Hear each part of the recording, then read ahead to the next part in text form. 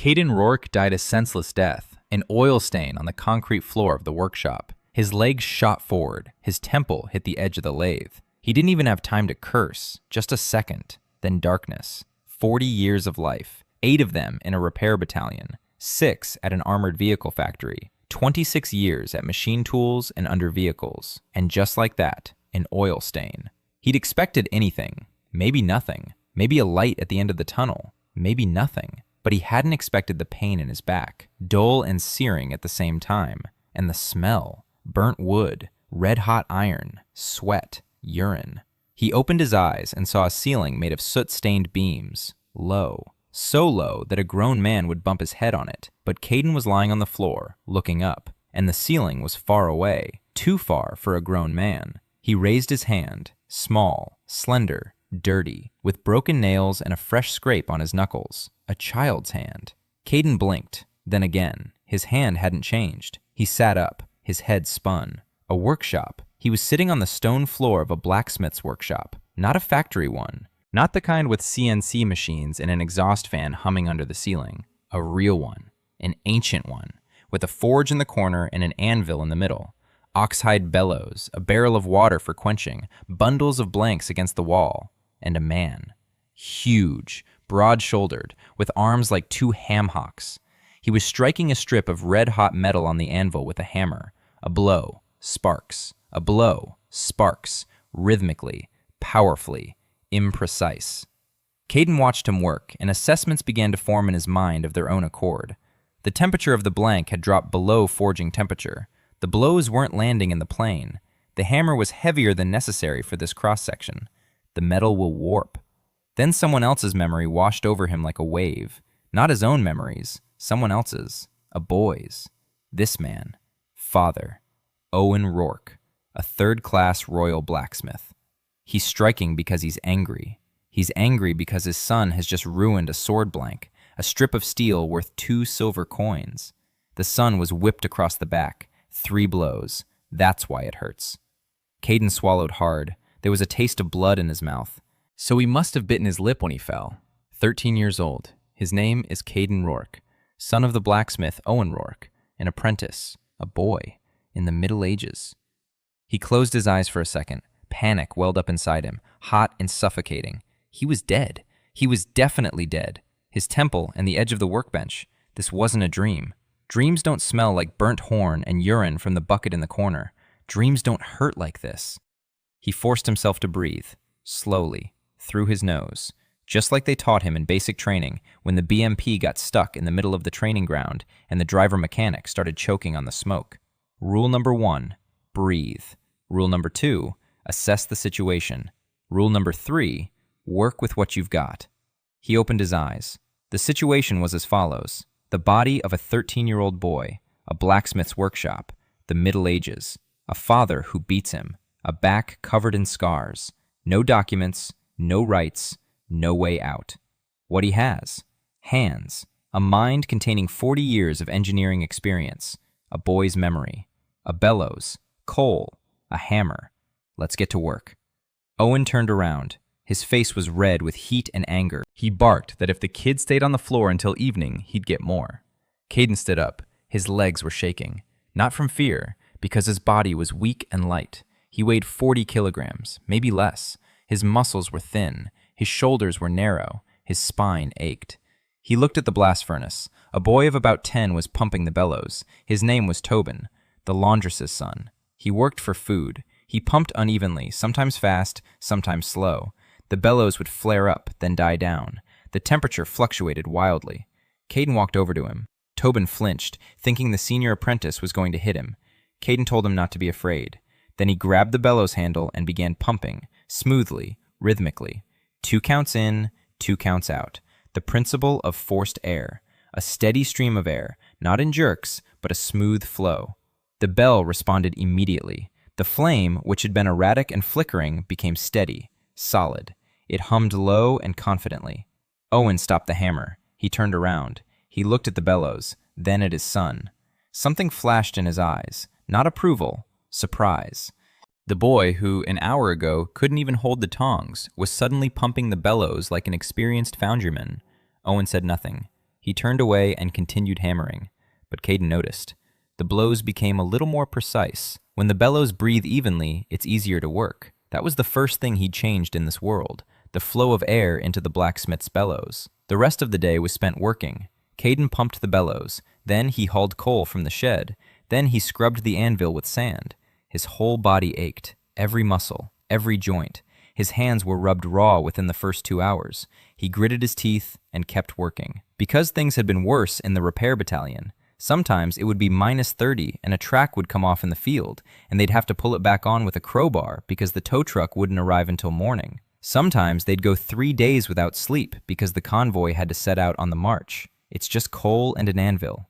He'll get through it. In the evening, he sat in the corner of the workshop on a straw mattress. Owen had gone inside. The apprentices slept here. Tobin was already curled up in a ball against the wall, snoring softly.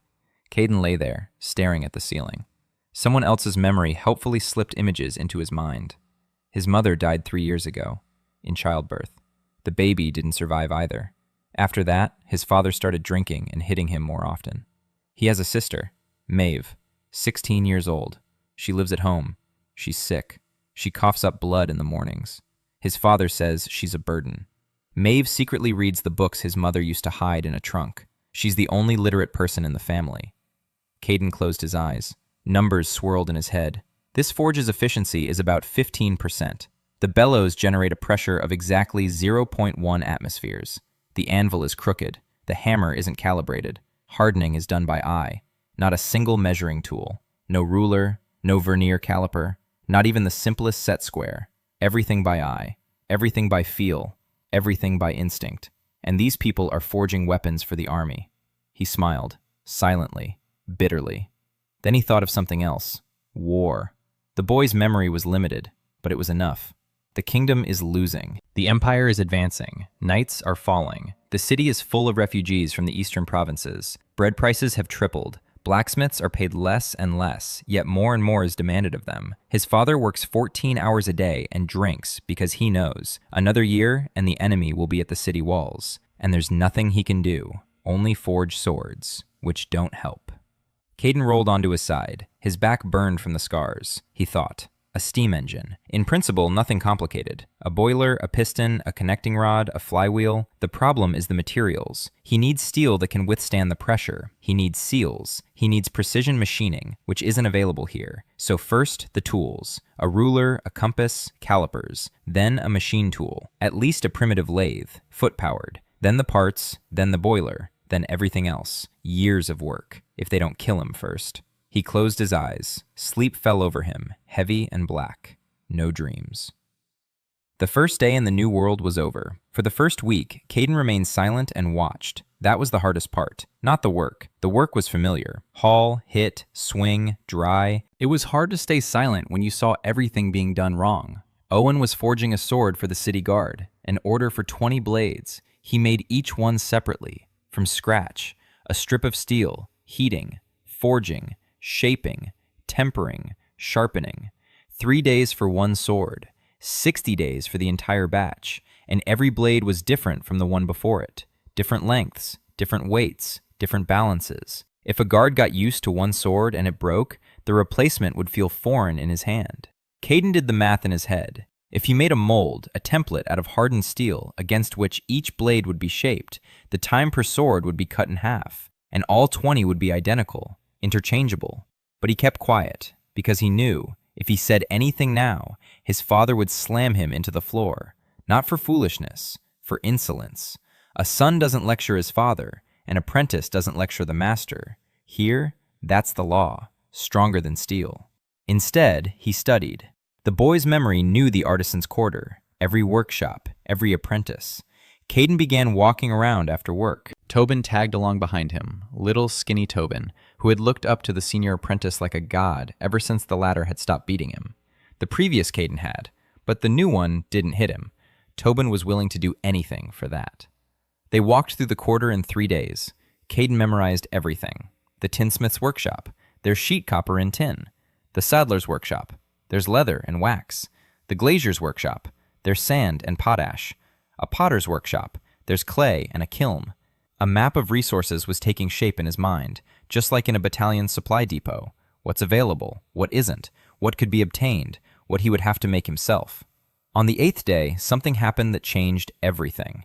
An old man came into the workshop, short, thin, with hands covered in burn scars, a white beard singed on one side, eyes sharp and angry. Master Haugram, the royal armorer, chief inspector of the guild, the man on whom it depended whether the Rurkov workshop would receive its next order or be out of work for half a year.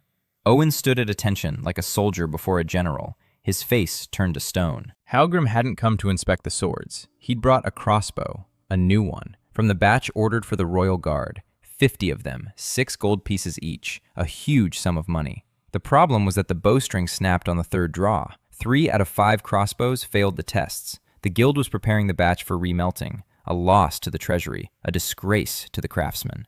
Haugram placed the crossbow on the workbench and said he wanted Owen to take a look. Maybe he'd notice what was wrong.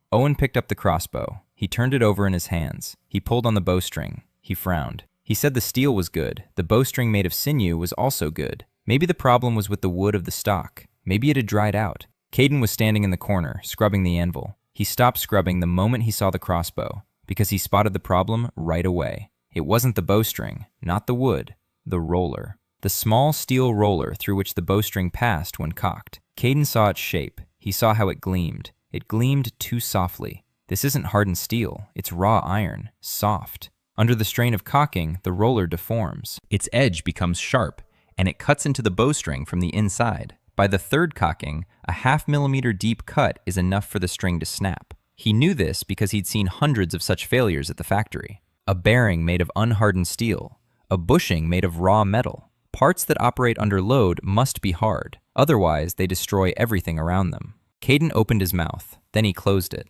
because he remembered, a son doesn't teach a master. Then he thought about it again, and opened his mouth once more. He walked over to the workbench. Owen glanced at him. Sit down, be quiet. Caden said he was asking permission to take a look. His voice was quiet, polite. The boy's memory prompted him to use the right words, the ones apprentices say when asking a master for permission. Haugram looked down at him. He smiled. He nodded. Go ahead. Caden picked up the crossbow. He took it apart in 10 minutes. His hands remembered. Not these hands, those, the grown-up ones. The ones that had taken apart mechanisms hundreds of times more complicated. But the principle was the same. Look at the part. Think about what it does. Think about what could go wrong. He pulled out the roller, scratched it with his fingernail. The nail left a mark, soft iron. He told Haugram that the bowstring wasn't to blame. The roller was. It's made of soft iron. Under load, it sags and cuts into the bowstring. If you replace it with a roller hardened to the straw-colored hue of tempered steel, the crossbow will last 10 times longer. Silence. Owen stood there, his face the color of a beet. Haugram stared at the boy without blinking. Then he picked up the roller. He scratched it with his fingernail. He looked at the mark. He turned it over in his fingers. He put it back. He asked where the boy had learned this. Caden said he'd watched his father work and noticed that hardened parts last longer than soft ones. Haugram grunted. He turned to Owen. He said he had an interesting son. Owen muttered through clenched teeth that his son should be pumping the bellows, not meddling in the craftsman's work. Haugram took the crossbow and the roller. He left. That evening, Caden received 2 slaps from his father. Not for the mistake, for making his father look like a fool in front of the inspector. Caden took the blows in silence. He lay down on the mattress. He closed his eyes. His back ached. His cheek was burning. But inside, he felt calm, because he knew Haugram would check, and he'd come back. 3 days later, Haugram returned, not as an inspector, alone, without an entourage. Late in the evening, after Owen had gone out for a drink, the old man sat down on a crate by the furnace and told the boy that he had been right. The hardened roller had withstood 30 batches, not a single break. The batch had been saved. The treasury had saved 300 gold pieces. Then Haugram took a small leather pouch from his bosom. He unwrapped it. Inside lay a set, a steel ruler with markings, a compass with a screw clamp, and a set square. Caden looked at them, and his throat tightened, because these were the first real measuring tools he'd ever seen in this world. Rough, inaccurate by his standards, but real. Haugram said they were his personal tools, that he wanted the boy to show him what else he could do, that he would come by in the evenings, that Owen mustn't know. Caden picked up the ruler. He ran his finger along the markings, and for the first time in this world, He smiled. Hallgrim's evening visits became a secret part of Caden's life. During the day, he was an apprentice. He pumped the bellows. He hauled coal. He endured his father's slaps. At night, he became an engineer. Hallgrim would come after sunset. He'd sit on a crate and listen. For the first 3 evenings, Caden simply explained the principle of tolerances to him, why 2 parts must fit together not approximately, but precisely, why dimensions must be specified by numbers, not words, not big and small, but 12 divisions on the ruler and 2.5. Hallgrim listened without interrupting. Then he'd ask one question, always just one, and always precise. The old man wasn't stupid. He was a master craftsman with 40 years of experience. It was just that no one had ever shown him that it was possible to think differently, that it was possible to measure rather than guess. On the 4th evening, Caden asked him to fetch 3 things: a strip of good steel an elbow's length long, a piece of copper the size of a fist, and beeswax. Hallgrim brought them 2 days later. He didn't ask why. Caden made the first thing he'd ever made with his own hands in this world: a gauge. The simplest kind. 2 steel plates soldered together with copper at a fixed distance. If an object fits between them, the size is right. If it doesn't fit, it's too big. If it wobbles, it's too small. He showed it to Hallgrim. The old man turned the gauge over in his hands for about 10 minutes. Then he said one word: why? Why, in the guild's 300 years of existence, had no one ever thought of something so simple? Caden didn't answer, because the answer was too long and too dangerous. But he thought to himself, because here, a master is someone who knows how to work with their hands, not someone who knows how to think with their head. And as long as that's the case, nothing will change. Time passed. Owen drank more and more. Orders kept getting worse. The war was devouring resources. Good steel was being taken for the army's needs. The blacksmiths were left with the inferior stuff. Owen cursed and pounded with his hammer at metal that refused to be forged. Caden counted the days and saved up copper coins, every coin he managed to earn from small jobs, sharpening a knife for the cook, straightening a hinge for the carpenter. Trifles, but the copper coins added up. He spent them on one thing: Maeve. He saw his sister on the 3rd day. She came to the workshop to bring their father lunch, thin, pale, with dark circles under her eyes. She coughed so hard it seemed her ribs would crack. 16 years old, but she looked 13. His childhood memories came flooding back. Maeve had been sick since she was a child, weak lungs. Her cough got worse in the winter. The doctor said she needed a warm climate and expensive herbs. There was no money for either. His father said it was all God's will. Caden looked at her and thought. An inhaler, the simplest kind, a clay pot with a lid, a hole in the lid. Inside, hot water with mint and thyme added. Steam, hot, moist steam with essential oils. Not a cure, but it brought relief. He asked Tobin to find a potter who would make a pot with a lid for 3 copper coins. Tobin found one for 2. Caden drilled the hole in the lid himself. He chose the diameter so that the steam would flow in a steady stream and not disperse. That evening, he brought the pot to Maeve. She was sitting in her little room, a tiny space behind the kitchen, a mattress, a chest, a candle, a book on her lap. She looked at her brother suspiciously, because the old Caden never brought her anything. The old Caden was just like their father, only younger and weaker. Caden set the pot on the floor. He poured hot water from the kitchen kettle. He tossed in a bunch of mint and thyme he'd begged from the cook. He put the lid on. He told her to breathe through the hole, slowly, deeply. Maeve looked at the pot. She looked at her brother. Her eyes were gray and distrustful. She asked what had happened to him. He replied that nothing had happened. He just wanted her to stop coughing. Maeve leaned over the pot. She inhaled the steam. She coughed harder, then again, and again. And then the cough grew gentler, not so wrenching, not so dry. She breathed like that for about 10 minutes. When she lifted her head, her eyes were wet, not from the steam. She didn't say anything. Caden walked out. He made his way across the yard toward the workshop, thinking about how, in his past life, he'd had neither a sister nor a family. There was work, there were machines, there were co-workers with whom he drank beer on Fridays, and an oil stain on the concrete floor. But here there was a girl who coughed up blood and read books by candlelight, and he could make her a clay pot with a hole in the lid, and for some reason, that felt more important than anything he'd done in 40 years. The next day, Maeve came to the workshop. Not with lunch. She just came. She sat in the corner. She watched him work. Caden was making a mousetrap, a spring mechanism, the simplest kind, A lever, a steel wire spring, a trigger plate, bait. Maeve watched and then asked why the spring was coiled exactly that way. Caden explained about elasticity, about how a spring stores energy and releases it instantly, about how the shape of the coil determines how much energy it can store. Maeve listened without blinking. Then she asked more questions, and more. By evening, she'd asked 14 questions. Caden answered them all, and he realized he had his first student. The rat traps became his first commercial product. The castle kitchen was swarming with rats. Aunt Grace, the cook, was at her wit's end. Caden brought her the first trap for free. In the morning, there was a rat in the trap. Grace ordered 5 more, 2 copper coins apiece. Word got around. In a month, Caden sold 30 rat traps. Kitchens, pantries, stables, basements, rats everywhere. Traps needed everywhere. 60 copper coins. By local standards, that was a lot of money for a young apprentice. He gave 20 to Maeve for herbs for her inhaler. He hid 20 for supplies. He gave 20 to Tobin. The boy looked at the coins as if he'd been given a crown. Owen found out about the rat traps. His reaction was predictable. He said this wasn't blacksmithing, that the Rourkes forged swords, not kitchen trinkets, that if his son brought shame on the family name, he should take to the streets. Caden said nothing. He kept pumping the bellows, and that evening he made 3 more rat traps, because he knew one thing for sure. His father yells, but his father won't kick him out, because Caden is the only one who knows how to hold the bellows steady, and Owen had already realized that. The 3rd month was drawing to a close when Halgrim brought news. The royal court had announced a competition for artisans.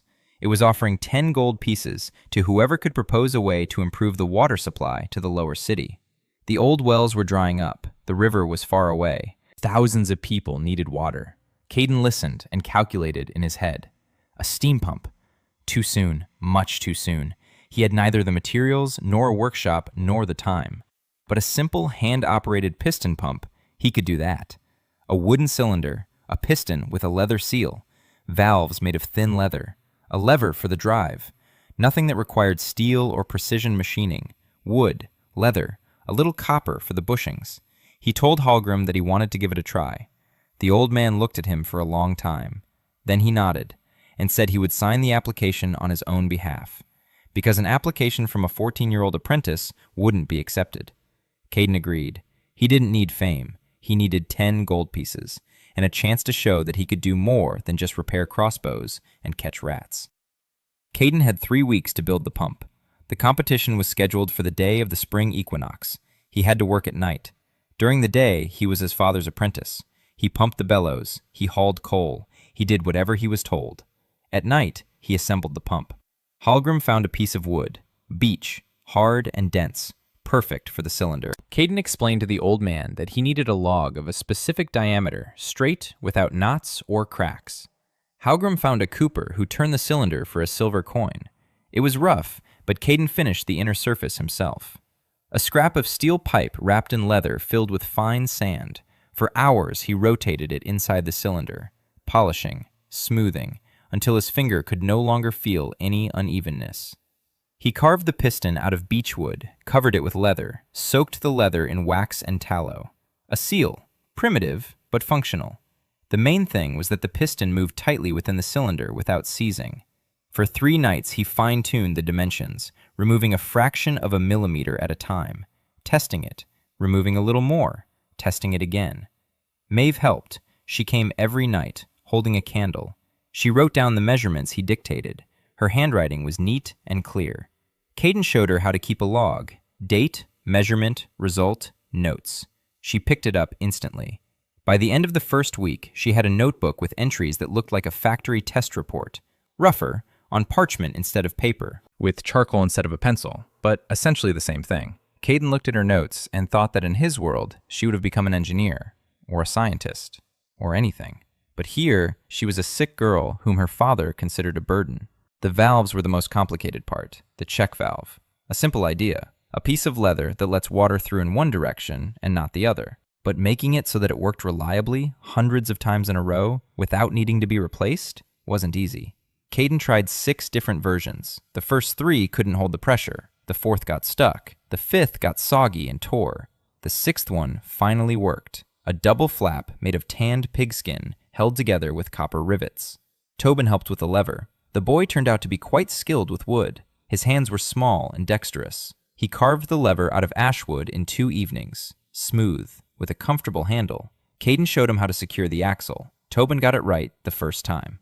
On the 15th day, the pump was assembled. Caden set it up over a bucket of water in the corner of the workshop. Maeve stood nearby with her notebook. Tobin held a candle. Halgrim sat on a crate and watched, holding his breath. Caden grabbed the lever. He pulled it up, then down, up, down. 3 strokes. Nothing. The 4th. A puff of air spurted from the outlet pipe. The 5th. A trickle of water. Thin, intermittent. The 6th. A stream. A full stream. Water flowed from the bucket upward through the cylinder and poured out through the pipe into the waiting pot, against gravity, with one hand. A 14-year-old boy was pumping the lever, and the water was flowing upward.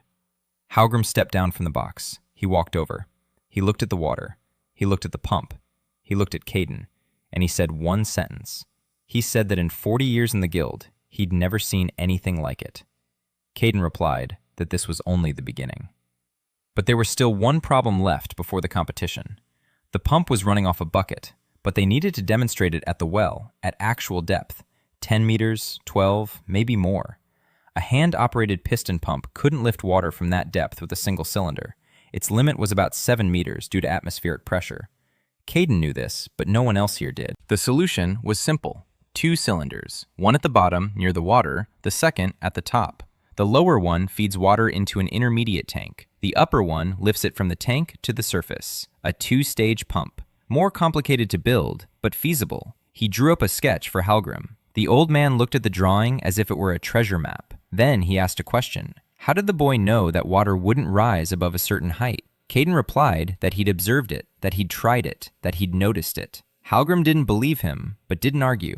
On the 17th day, something unexpected happened. Owen found the pump. He returned from the tavern earlier than usual, not drunk, angry. Something had happened. Maybe he'd lost at dice. Maybe he'd gotten into a fight. He walked into the workshop and saw a contraption on the workbench, a wooden cylinder, a lever, and leather hoses. Caden was sleeping on a mattress. He woke up to a loud crash. Owen slammed his fist down on the workbench. He asked what that junk was. Caden stood up. He explained that it was a water-lifting pump for the contest. Owen stared at him. His expression shifted from anger to confusion, and from confusion to something resembling fear. His son had changed. Owen had sensed it for a long time. The boy who used to whimper at every crack of the hammer now stood up silently and kept working. The boy who couldn't forge a simple nail was now assembling devices Owen had never seen before. The boy who didn't know a single letter was now drawing diagrams that gave Owen a headache. Something was wrong with his son. Owen couldn't say exactly what, but he could feel it, the way you feel iron in your gut. He asked who had taught him this. Caden replied that he'd taught himself, by watching, by thinking. Owen stood there in silence. Then he turned and walked away. He didn't hit him. He didn't break the pump. He just left. Caden stood in the darkness of the workshop and listened as his father's footsteps faded away. And he thought that this was worse than a blow, because he understood a blow, but he didn't understand his father's silence, which smelled of fear. The day of the contest arrived. The square in front of City Hall. About 300 people had gathered. The craftsmen brought their inventions. Most were variations on a theme. Winches, cranes, water wheels, things that had existed for centuries and hadn't changed a thing. Halgrim brought a pump on a cart. Nearby, in the square, stood a well, deep, old, and half-empty. The water level was about 8 meters down. Caden installed the lower cylinder. He lowered the hose, secured the upper cylinder, assembled the system in half an hour. Maeve stood in the crowd. Tobin helped pass the tools. Halgrim stood nearby, his face impassive. The judges approached, 3 of them, the kingdom's treasurer, the chief of the city guard, and a representative of the Masons Guild. Halgrim explained that the pump could draw water with the strength of a single man. The judges exchanged glances. The treasurer nodded. "Show us." Caden grabbed the lever. He gave it a swing. Again. One more time. On the 6th pull, water began to flow from the upper pipe, a steady stream. The crowd fell silent. Then it began to murmur. Someone laughed. Someone said it was a trick. The treasurer stepped closer. He looked at the water. He touched it with his finger. "It's real." He asked for an explanation. Halgrim began to explain. He got confused. He looked at Caden. Caden said that the device worked by air pressure. When the piston moves up, it creates a vacuum, and the water rises to fill it. The treasurer didn't understand, but he saw the result. The water was flowing. With one hand, no buckets, no ropes, no horse. Haugram received 10 gold pieces, officially. In the square, the old man accepted the reward with a bow and said nothing. That evening, he came to the workshop. He placed 8 gold pieces in front of Caden. He kept 2 for himself, for taking the risk. Caden didn't argue. 8 gold coins, more than his father earned in 2 months. He hid 6. He gave 2 to Maeve, for herbs, for food, for a warm shawl because winter was coming. Maeve took the coins and silently hugged him, quickly, tightly. She let go and ran off. Caden stood there thinking. A pump was good, but it was a hand pump. He wanted a steam pump, and for that, he needed much more than 8 gold pieces. He needed a workshop, his own, with a forge, with tools, with people who would do whatever he told them to do. And he knew that the only person who could give him that was the king. But the king was far away. The king's attention wasn't drawn by the pump, it was drawn by the well. 2 weeks after the contest, the treasurer's wife lost her child. He didn't die, he went missing. A 4-year-old boy climbed onto the edge of an old well after a cat and fell in. The well was dry, abandoned, 15 meters deep. The stone walls were slippery with moss. The child was screaming down below, alive, but they couldn't reach him. They lowered a rope. The boy was too small to grab hold of it and hold on while they pulled him up. An adult could have climbed down the rope, but the well was narrow. A broad-shouldered man wouldn't fit. Servants were running around. The treasurer's wife was screaming. The treasurer stood as white as a sheet. Caden heard about it from Tobin. The boy had run into the workshop and blurted it all out in one breath. Caden dropped his hammer and ran. He knew that well. The boy's memory jogged him. The old courtyard, behind the stables, 400-year-old stonework. When he arrived, there were already about 20 people there. Guards, servants, a physician. Everyone was fussing about aimlessly. The child down below wasn't screaming anymore. He was whimpering, quietly. Wearily, Caden pushed his way through the crowd. He looked down. It was dark, deep. The walls were wet. He estimated the diameter, about 60 centimeters. An adult couldn't squeeze through, but a 14-year-old boy could. Only, climbing down on a rope was risky. The walls were slippery. The rope could fray against the rock, and pulling 2 people up on a rope isn't easy either. He needed another solution. He turned and ran back to the workshop. Everyone watched him go. 15 minutes later, he returned. In his hands was a contraption, a tripod made of 3 poles tied together at the top, a pulley system, the simplest kind, a wooden disc with a groove on a copper axle. The rope ran through the pulley. There was a loop at one end. At the other end, it was attached to the tripod via another pulley, a double pulley system. It doubled the force. He used to make contraptions like this for training at the factory, when he needed to lift an engine out of the engine compartment but the crane was busy. An improvised hoist system, 10 minutes to assemble. He set up the tripod over the well, secured the pulley, threaded the rope through it. Then he tied the loop around his waist. He told the 2 guards to hold the rope and lower him slowly. The guards exchanged glances. One said he wouldn't be responsible for the boy. Caden looked at him and said there was a 4-year-old down there, and he'd been down there for an hour already. The guard grabbed the rope. They lowered him, slowly. The well walls were covered in slime. It smelled of mold and stagnant water. It was dark. From above, Maeve lowered a lantern with a candle attached to a string. Caden could see about a meter in front of him. His feet touched the bottom. Mud, rocks, and the boy. He was sitting in the corner, pulling his knees up to his chest. He was staring with huge eyes, wet, shivering, but alive. No broken bones. Caden crouched down beside him. He told the boy that everything was all right, that they were going to climb back up now. He tied the child with a second loop under his armpits, tightly. He checked the knots. He shouted up. The 2 of them pulled together. Caden held the boy steady so he wouldn't bang against the walls. Slowly, meter by meter. Upstairs, the guard's hands caught the boy. Then they pulled Caden out. The treasurer's wife held the child close to her and sobbed. The treasurer stood nearby. He wasn't looking at his son. He was looking at the tripod, at the pulley, at the rope, at the young apprentice who was wet to the waist and calmly winding up the rope. The treasurer approached. He asked his name. Caden Rourke, the blacksmith's son. The treasurer nodded. He said he wouldn't forget. Caden went to the workshop. Halfway there, Tobin caught up with him. He said it was better than rat traps. Caden smirked. 3 days later, a messenger from the palace arrived at the Rourke workshop. The royal secretary invited Master Halgrim and his apprentice, Caden Rourke, to demonstrate the water pump before his majesty.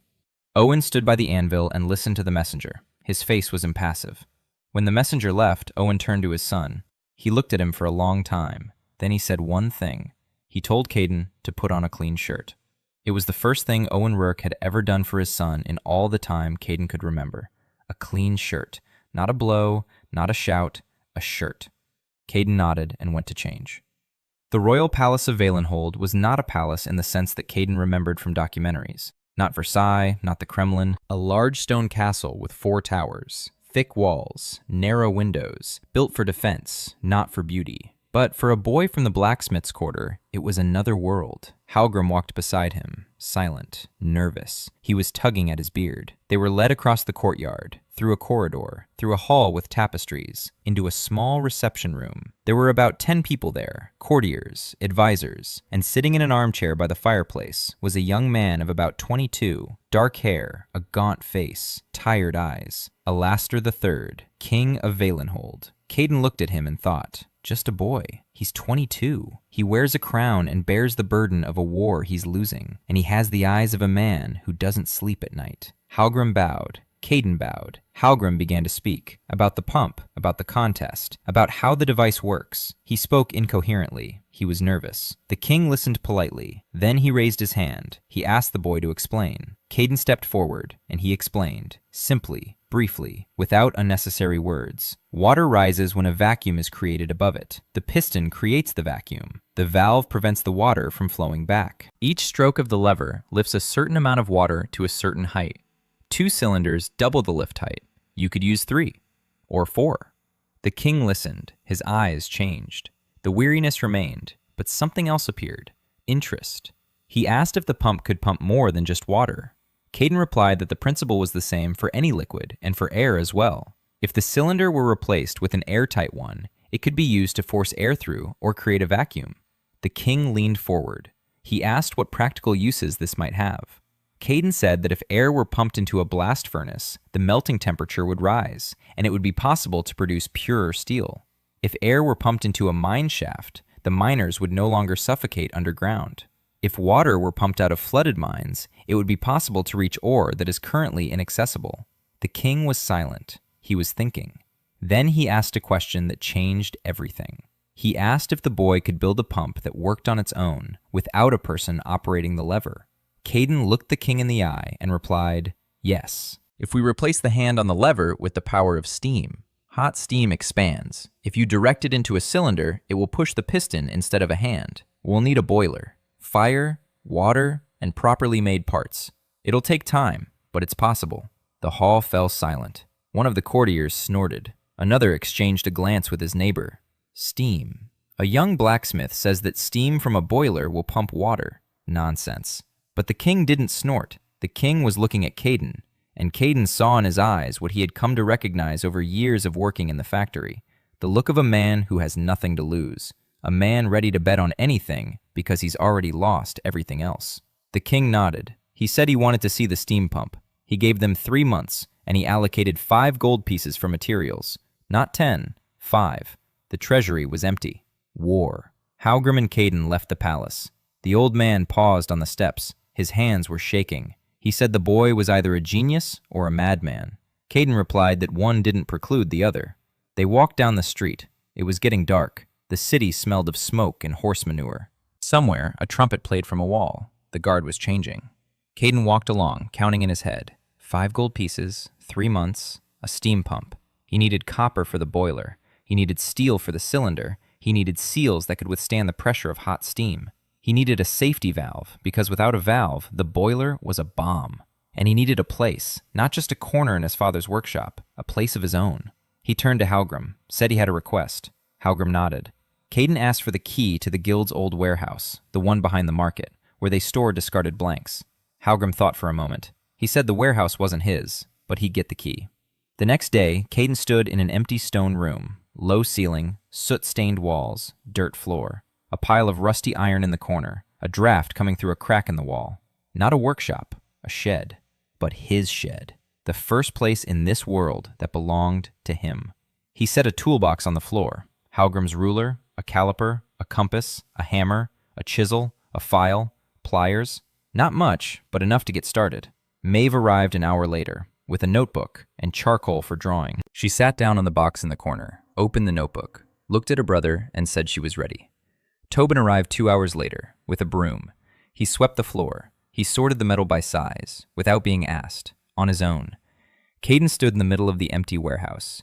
He looked at his two people, the girl with the notebook and the boy with the broom, and thought that in the repair battalion, he'd started out with 3 people and a broken BMP. He'd managed. He'd manage here, too. He picked up a piece of coal and began sketching on the wall, a diagram of a steam pump, boiler, cylinder, piston, connecting rod, flywheel. 3 months, 5 gold pieces, and a whole world that doesn't yet know what steam is. 3 months to build a steam pump. Caden broke the task down into stages, just as he was used to doing at the factory. Stage 1, the boiler. Stage 2, the cylinder and piston. Stage 3, drive mechanism. Stage 4, assembly and testing. Each stage was broken down by day. Maeve wrote everything down in a notebook, in columns. Start date, end date, materials, cost. Caden looked at her notes and thought she'd invented the Gantt chart 300 years ahead of its time than expected. The boiler was the main problem. Not in principle. The principle was simple. A sealed vessel filled with water, a fire beneath it. The water boils, steam flows into the cylinder. The problem is the material. The boiler has to withstand pressure, at least 2 atmospheres to start with, preferably 3. Wood won't work, clay won't work. You need metal, copper or steel. Copper is softer, but easier to work with. Steel is stronger, but try bending a steel sheet into a cylinder without a rolling mill. Caden chose copper, 5 gold pieces. Copper sheet was expensive. He bought 2 sheets about 3 millimeters thick. That cost him 2 gold pieces. 3 remained, for everything else.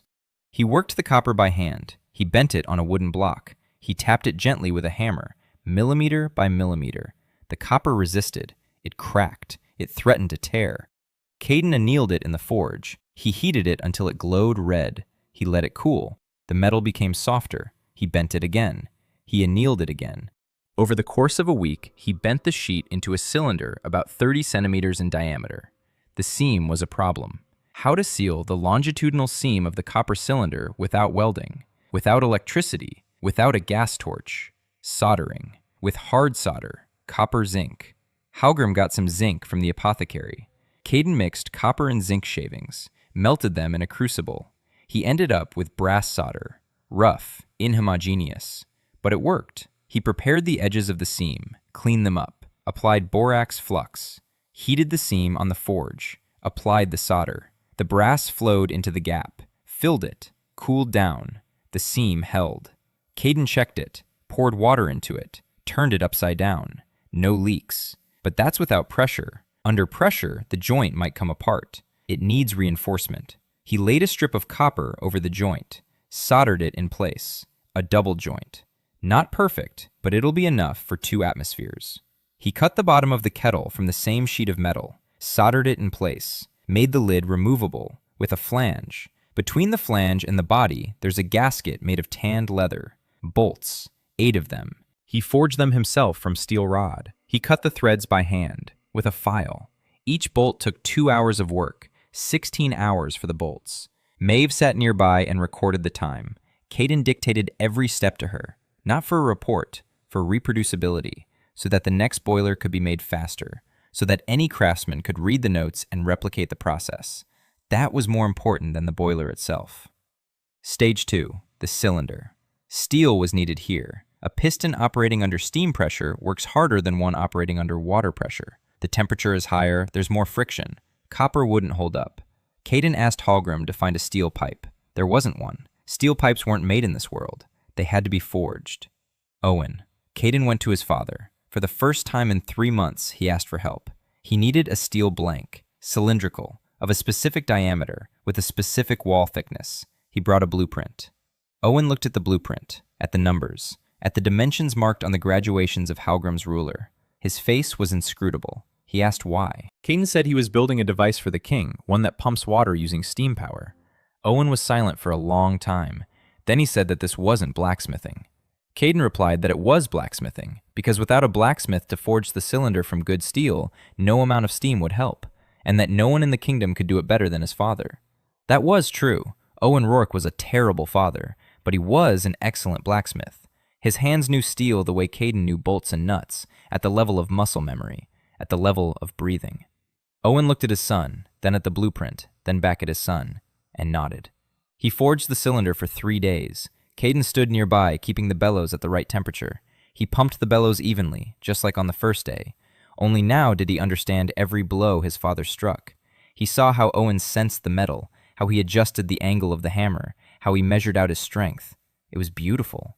Caden would never have admitted it out loud, but during those 3 days, for the first time, he saw his father not as a drunkard and a tyrant, but as a master craftsman. The cylinder turned out rough. Caden spent another 4 days fine-tuning it. He polished the inner surface the same way he'd polished the wooden pump cylinder. A steel mandrel, leather, sand, and a timer to track the rotation. He machined the piston from bronze. Halgrim brought out a bronze ingot, an old one from the temple storeroom, a decommissioned bell remelted for blanks. Caden filed down the piston with a file. He tried it on, filed it down, tried it on.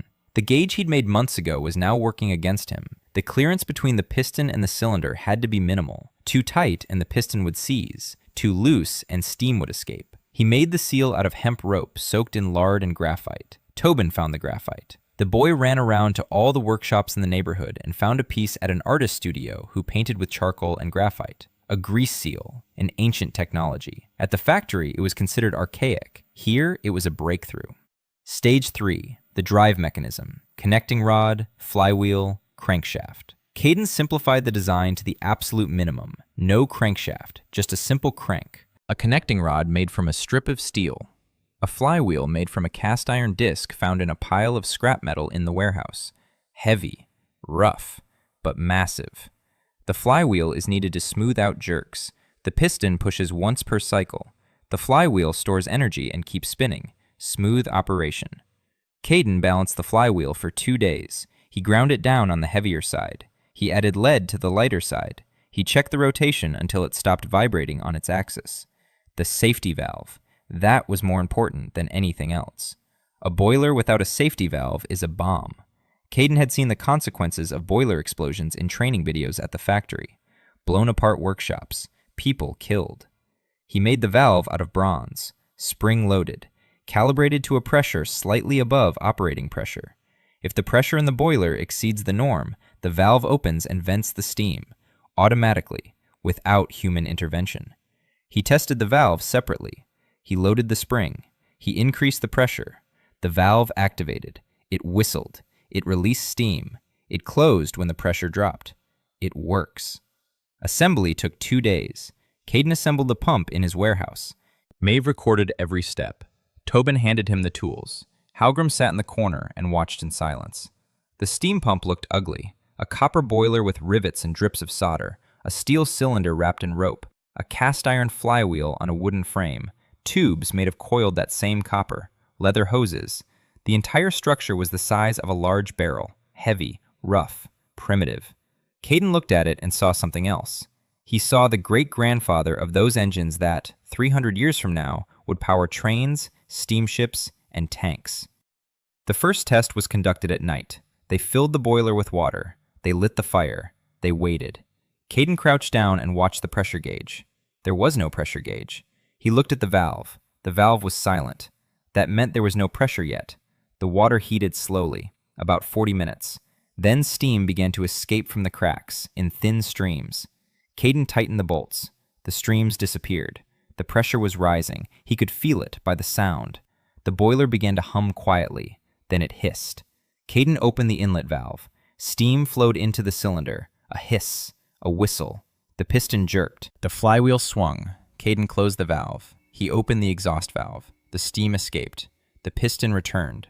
The flywheel swung back. He repeated the process. He opened the inlet valve, closed it, opened the exhaust valve. Piston, flywheel, forward, backward. Manual control, primitive. But the engine was running. Steam pushed the piston.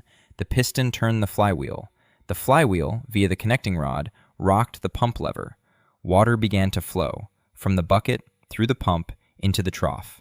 No hands, no muscles. Just fire and water. Maeve stood with her notebook pressed to her chest, staring wide-eyed. Tobin's mouth fell open. Halgrim stood up. He walked over. He placed his hand on the boiler. He pulled it back because it was hot. He looked at Caden, and the old royal armory, with 40 years of experience, quietly said he didn't understand how it was possible. Caden replied that it wasn't magic. It was physics. Halgrim said he didn't know the word physics. Caden said he would learn it soon. The demonstration before the king was scheduled for the last day of the 3rd month. Caden prepared for it as if you were demonstrating a piece of equipment before a factory committee. Everything had to be checked. Twice. 3 times. No room for chance. He tested the pump every night. He filled it with water. He lit the fire. He ran through the cycles. He recorded the times. How many minutes from ignition to operating pressure? How much water per minute? How much coal per hour of operation? Maeve filled out the spreadsheets. The numbers came together to form a picture. Ignition, 40 minutes. Output, 10 buckets per hour. Coal consumption, 2 buckets per hour of operation. Not spectacular, but it'll do for the world's first steam pump. On the 3rd night of testing, a seam in the boiler began to leak. A thin stream of steam under the patch. Caden stoked the fire. He cooled the boiler. He found the leak. He resoldered it. He reinforced it with another strip. On the 4th night, the valve seized up. The spring lost its tension. The pressure began to rise. Caden heard a change in the hum. He turned down the fire. He opened the relief valve by hand. The steam escaped. He wiped the sweat from his brow and thought that if the valve had jammed during the demonstration in front of the king, the boiler would have exploded in the throne room. He replaced the spring with a softer one. He tested it 10 times in a row. The valve worked every time. 2 days before the demonstration, Halgrim arrived. He looked worse than usual. Older.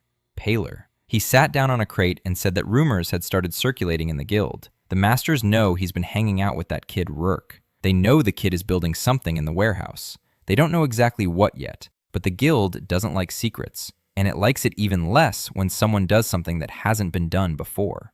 Caden listened and nodded. He'd expected this. Every system resists change. Factory bureaucracy, military hierarchy, a medieval guild. The principle is the same. Who are you to change the way things are? Halgrim said something else. The knights had heard it too. Sir Darren, commander of the Guard 100. A man who believes that war is waged with sword and spear, and everything else is just entertainment for the rabble. He'd said at the council that spending the treasury's gold on a blacksmith's apprentice's toys was a betrayal of knightly honor.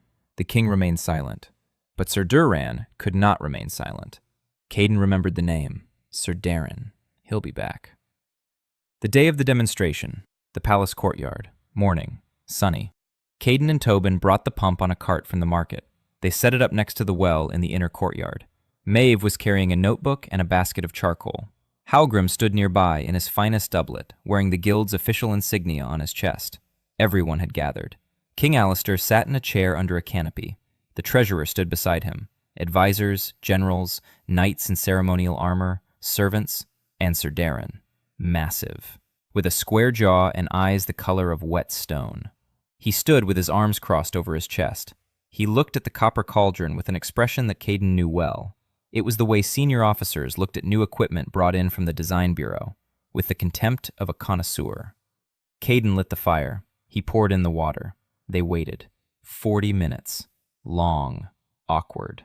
The courtiers exchanged glances. Someone was yawning. Sir Darren was ostentatiously adjusting his gloves. Caden stood by the boiler and listened. He waited for the hum. It came. Quiet. Steady. The boiler started up. The pressure rose. The valve was silent. That meant everything was normal. Caden opened the inlet. Steam flowed into the cylinder. A hiss. A whistle. The piston jerked. The flywheel swayed. It started moving. Slowly. Heavily. Gaining speed. The connecting rod pulled the lever. The lever pushed the pump piston. Water flowed from the pipe. In a steady stream. The yard fell silent. The water flowed. The flywheel spun. The boiler hummed. The steam hissed. No one was pumping the lever. No one was turning the wheel. The machine was running on its own. Caden stood nearby and operated the valve. He opened the inlet. He closed it. He opened the outlet valve. Rhythmically, like breathing. The king rose from his chair. He approached. Close. Too close to the hot boiler. The guards tensed. Alasdair looked at the flywheel, at the piston, at the water. His expression was strange. Not surprise. Not delight. Something deeper. He turned to Caden and asked quietly, so quietly that only the two of them could hear. He asked if this could stop the empire. Caden looked at the king, at the boy in the crown, asking a 14-year-old blacksmith if boiling water could save the kingdom. And he answered honestly. He said that steam could pump water, it could force air, it could power mechanisms. But to stop an army, it would take much more than a single pump. It would take a workshop, it would take people, it would take time, and it would take no one getting in the way. The king nodded. He turned to the treasurer. He said 3 words, "Give him a workshop." Sir Darren stepped forward. He began to speak, something about honor, about chivalry, about how the fate of the kingdom could not be entrusted to a blacksmith's apprentice and his boiling cauldron. The king raised his hand. Sir Darren fell silent. Alistair said the decision had been made, and he left. He simply turned and walked away, without ceremony, without explanation. Caden stood by his steam pump and watched the crowd disperse. Sir Darren lingered. He approached. He looked down at Caden from above. He was 2 heads taller than Caden. He spoke a single sentence. He said that iron could not replace valor, and he left. Caden said nothing, because he knew it would. That evening, he sat in his warehouse. Maeve was keeping records. Halgrim was drinking from a flask. Tobin was sleeping in the corner, curled up in a ball. Caden was sketching on the wall, a diagram of the workshop, a real one, with a forge, with a smelting furnace, with a lathe, with workbenches, with room for people, because tomorrow they'd give him the workshop, and he had to know what would be in it. Every machine, every workbench, every nail. Maeve asked how many people he would need. Caden replied, 10 to start with, then 20, then 100. Maeve wrote it down. Then she looked up and asked why 100. Caden replied that 1 person can make 1 thing. 100 people can make 100 things. But if 100 people work as a system, they can do 10,000 things. Maeve didn't understand, not yet anyway, but she wrote it down. They gave him the workshop a week later, an old foundry by the castle's west wall, a stone building with a high ceiling and 2 furnaces, abandoned 10 years ago when the old foundryman died and there was no one left to carry on. The roof was leaking, the walls were covered in soot, the floor was littered with junk, but it was a good location. The thick walls held the heat. The high ceiling was perfect for a chimney, 2 large openings for gates, close to the warehouses and the well. Caden inspected every corner. He tapped on the walls. He checked the foundation. He made a list of what was needed. Maeve wrote it down. 4 pages. Roof repairs, new furnaces, chimneys, an exhaust hood, workbenches, tools, and most importantly, a lathe. The simplest kind, foot-powered, a wooden bed, steel guides, a tool holder. Without a lathe, it's impossible to turn cylindrical. And without cylindrical parts, no mechanism more complex than a hammer is possible.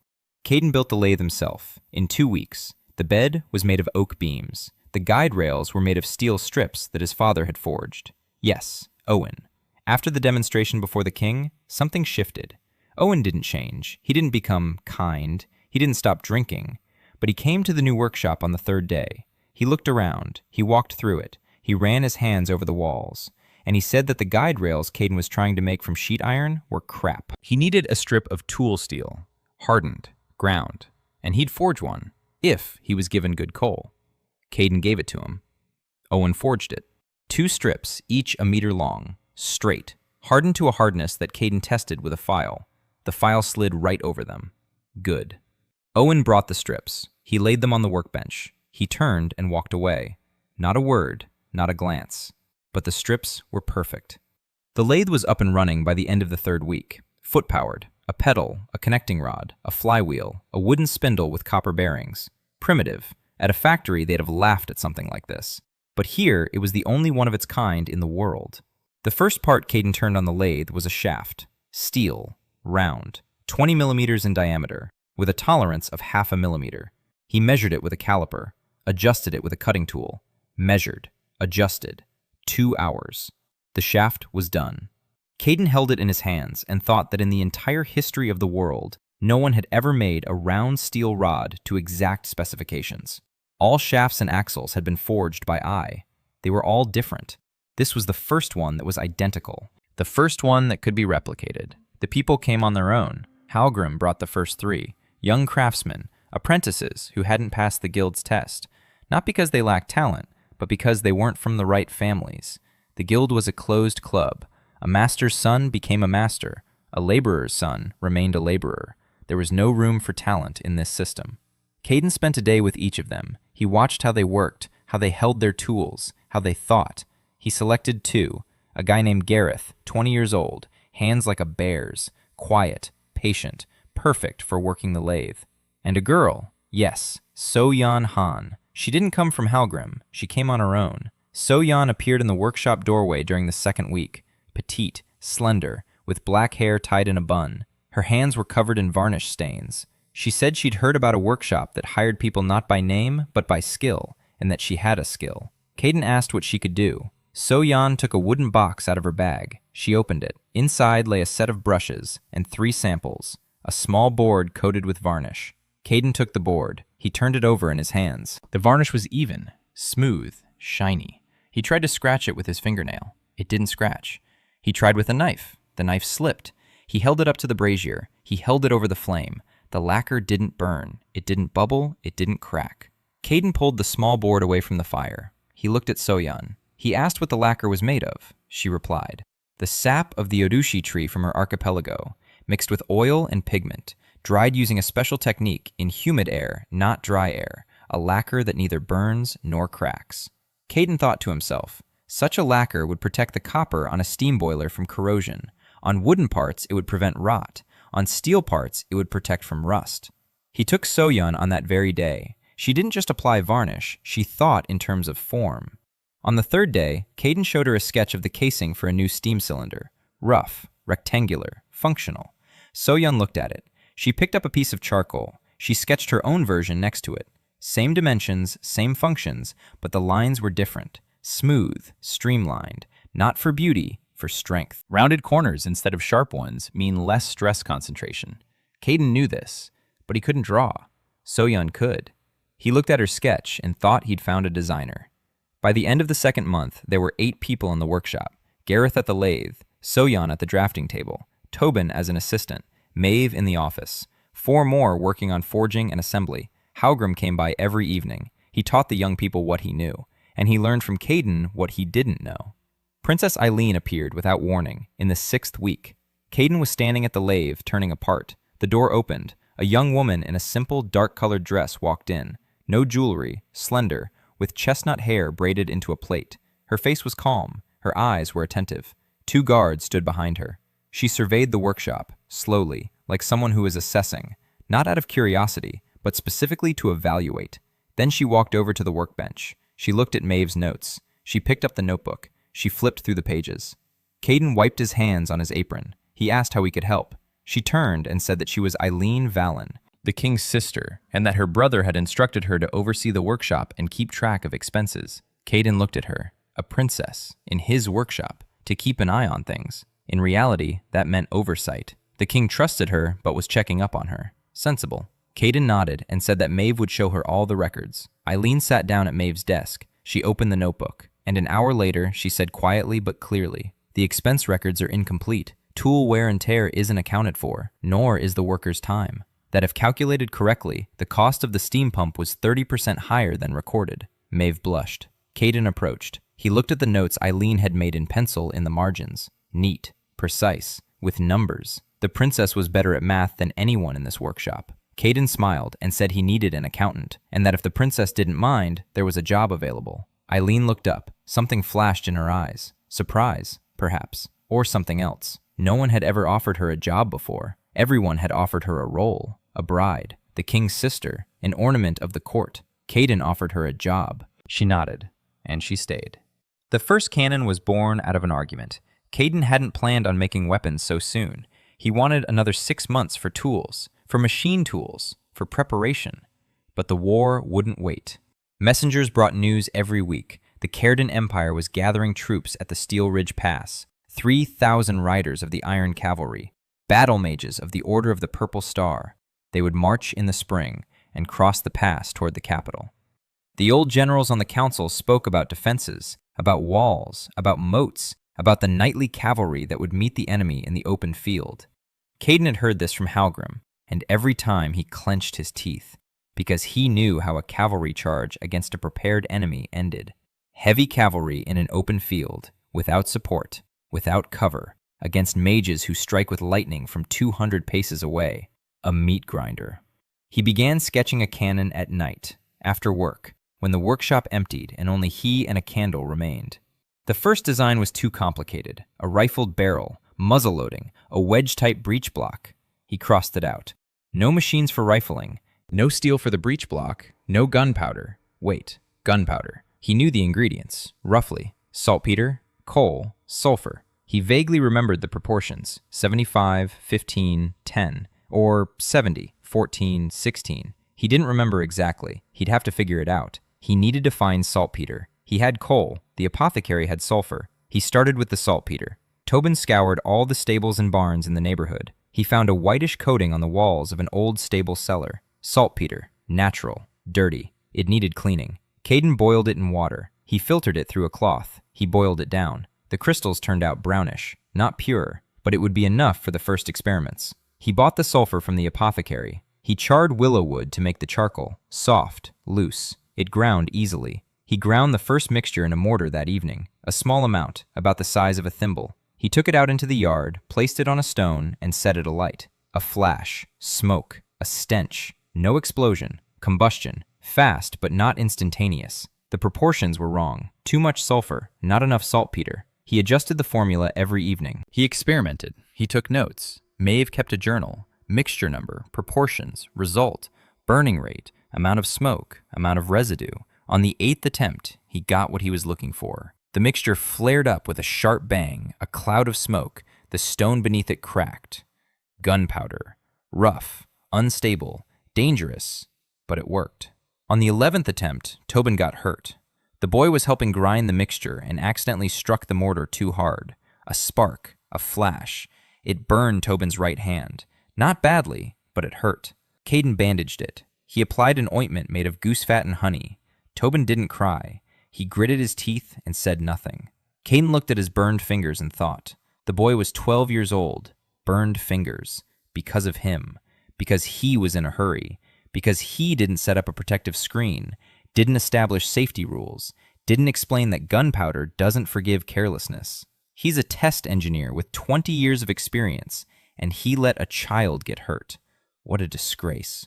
The next day, Caden wrote down the rules. The first safety rules in this world. Maeve copied them in large letters onto a board and hung it on the workshop wall.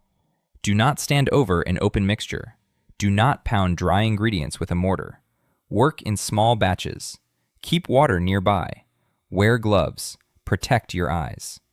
The workers looked at the board. Some snorted. Caden said that anyone who broke the rules would be out of the workshop that very day. Not because he was mean, because a dead worker can't work. And neither can a maimed one. They stopped snorting. He simplified the gun to the absolute minimum. Smoothbore, muzzle loading, a stone or cast iron projectile. No breech mechanisms, no rifling. A bronze barrel because bronze doesn't splinter when it bursts. If a steel barrel bursts, it will shatter into pieces and kill the crew. A bronze one will swell and crack but won't shatter. Safer. Eileen procured the bronze, quietly, without a fuss. She wrote a request to the interests on behalf of the king, decommissioned bronze bells from ruined temples in the eastern provinces, 3 poods, enough for 1 barrel. Caden cast the barrel in an earthen mold, the old way. He knew a better method, but it required equipment he didn't have, vertical casting. A core in the center forms the barrel bore. The bronze is poured from above. It cools. The core is pulled out. Rough. The bore is uneven, but it'll do for a first try. The casting took a day. Cooling took 2 days.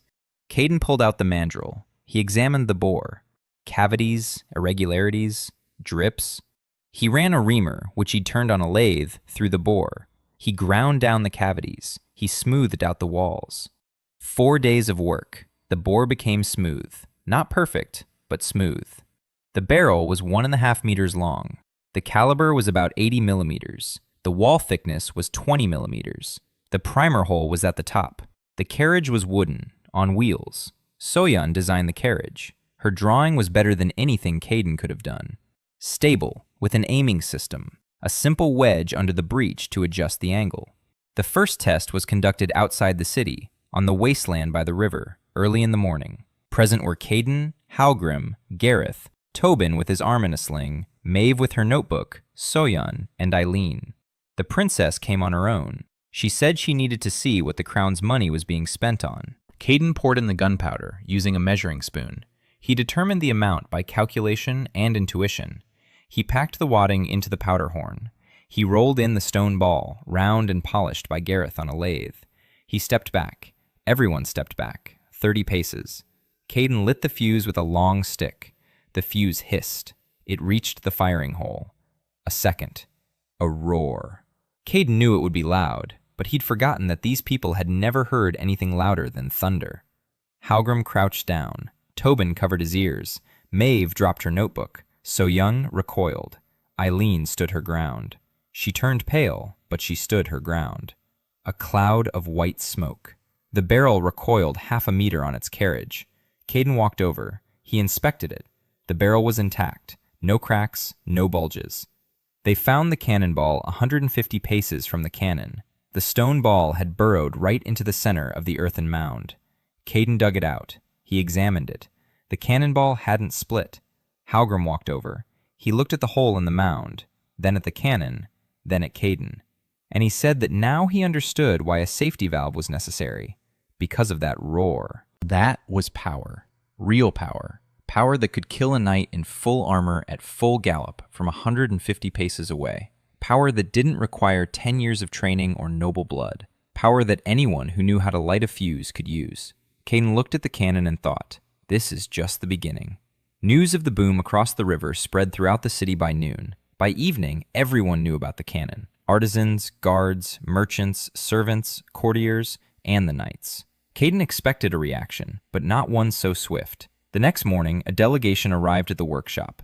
3 men. Master Fergus, head of the gunsmith's guild, old, fat, with a red face and small, angry eyes. Next to him was Sir Darren, in full ceremonial armor. And the third man, someone Caden was seeing for the first time, tall, lean, wearing a long gray cloak. His face was smooth. His eyes were gray and calm. On the finger of his right hand was a silver ring set with a purple stone. Caden looked at the ring, and a chill ran down his spine. The boy's memory didn't recognize this man, but it recognized the ring, the Order of the Purple Star, a mage. Master Fergus spoke first, at length, loudly, about the guild's traditions, about how weapon production is regulated by the charter, about how no apprentice has the right to forge, let alone test weapons without the guild's permission, about how the use of unknown alloys within the kingdom's borders is a direct violation of the ordinance of the 6th year of Alistair II's reign. Caden listened in silence. He stood at the workbench in a leather apron, his hands covered in soot, a 14-year-old apprentice before the guildmaster, and a knight in armor. When Fergus finished, Sir Darren spoke, briefly, harshly. He said that the rumbling across the river had spooked the horses in the royal stables, that 3 had broken free from their tethers, that 1 guard had been kicked in the chest by a horse, and that if the boy thought his toys were more important than the lives of the king's soldiers, Sir Darren would personally explain to him the difference between a blacksmith's hammer and a knight's sword. Caden looked at him and thought, horses. Interesting. Horses are afraid of loud noises, which means the cavalry is afraid of loud noises. He made a mental note of that for the future. The third man didn't speak. He just stood there, watching. His gray eyes scanned the workshop slowly and intently. They lingered on every object, the lathe, the blueprints on the wall, Maeve's notebook on the table, samples of gunpowder in clay pots, the steam pump in the corner. This man didn't shout or make threats. He was memorizing, and that was more terrifying than screams. Caden asked the third man's name. The man smiled, politely, and introduced himself. Valerian Korst, Master Observer of the Order of the Purple Star, seconded to the Imperial Embassy in Valenhold. He said he was pleased to meet such an inventive young craftsman, and that the Order was always interested in new ways of working with matter. His voice was even and soft, like silk stretched over a blade. Caden realized 2 things at once. First, the Empire knows about the cannon, already, the very next day after the test. That means there are spies in the city, maybe even in the workshop itself. Second, it was no coincidence that Valerian Korst came with Fergus and Darren. He's using them. The guild fears losing its monopoly. The knights fear losing their purpose. The order fears losing its power. 3 fears, 1 enemy. Caden. After they left, Caden closed the door. He sat down at the workbench, and for the first time in a long time, he felt fear. Not for himself, for the people, For Maeve, who was sitting in the corner writing down everything she heard. For Tobin, who was staring wide-eyed behind the lathe with wide eyes. For Soyan, who stood at the drafting table, clutching her brush so tightly that her fingers had turned white. For Halgrim, who showed up an hour later, his face ashen. Halgrim said that Fergus had demanded the guild hold a vote to ban Caden's work. The vote would take place in 3 days. If the guild voted in favor of the ban, the workshop would be sealed. The tools would be confiscated, the blueprints destroyed, according to the guild's bylaws. Caden thought, quickly. Just like at a factory, when a commission threatens to shut down a workshop for safety violations, he needed to get outside the guild's jurisdiction. The guild controls the artisans, but Caden's workshop isn't part of the guild. It belongs to the crown. It was granted by royal decree. If the king confirms that the workshop works for the crown, the guild has no right to touch it. He needed the king. Again. He went to the palace. A 14-year-old apprentice alone couldn't get an audience with the king, but Caden had Eileen. The princess received him in the small library. She already knew about Fergus's visit, about Sir Darren, about the guild's vote, and about Valerian Korst. She sat at the table, her face calm, but her hands were clenching the quill too tightly. Caden laid out the situation, briefly, point by point, like a memo. The guild wants to shut down the workshop. The knights want to stop the trials. The order is watching. A royal charter is needed to remove the workshop from the guild's control. Aileen listened. Then she said that a charter isn't just a piece of paper. A charter is a political act. The king can't simply sign it. He must justify it. Before the council, before the nobility, before the guilds. A justification is needed. Caden asked what kind of justification was needed. Aileen replied, military necessity. If Caden proves that his weapon is needed by the army, then the king has the right to remove production from the guild's control under wartime law. There is only one way to prove it, a trial before the military council. Caden nodded. Eileen added something else. She said she would speak with her brother, today, and that Caden should not just prepare a cannon, he should demonstrate what the cannon can do to a knight's armor, because that's the only thing the generals understand.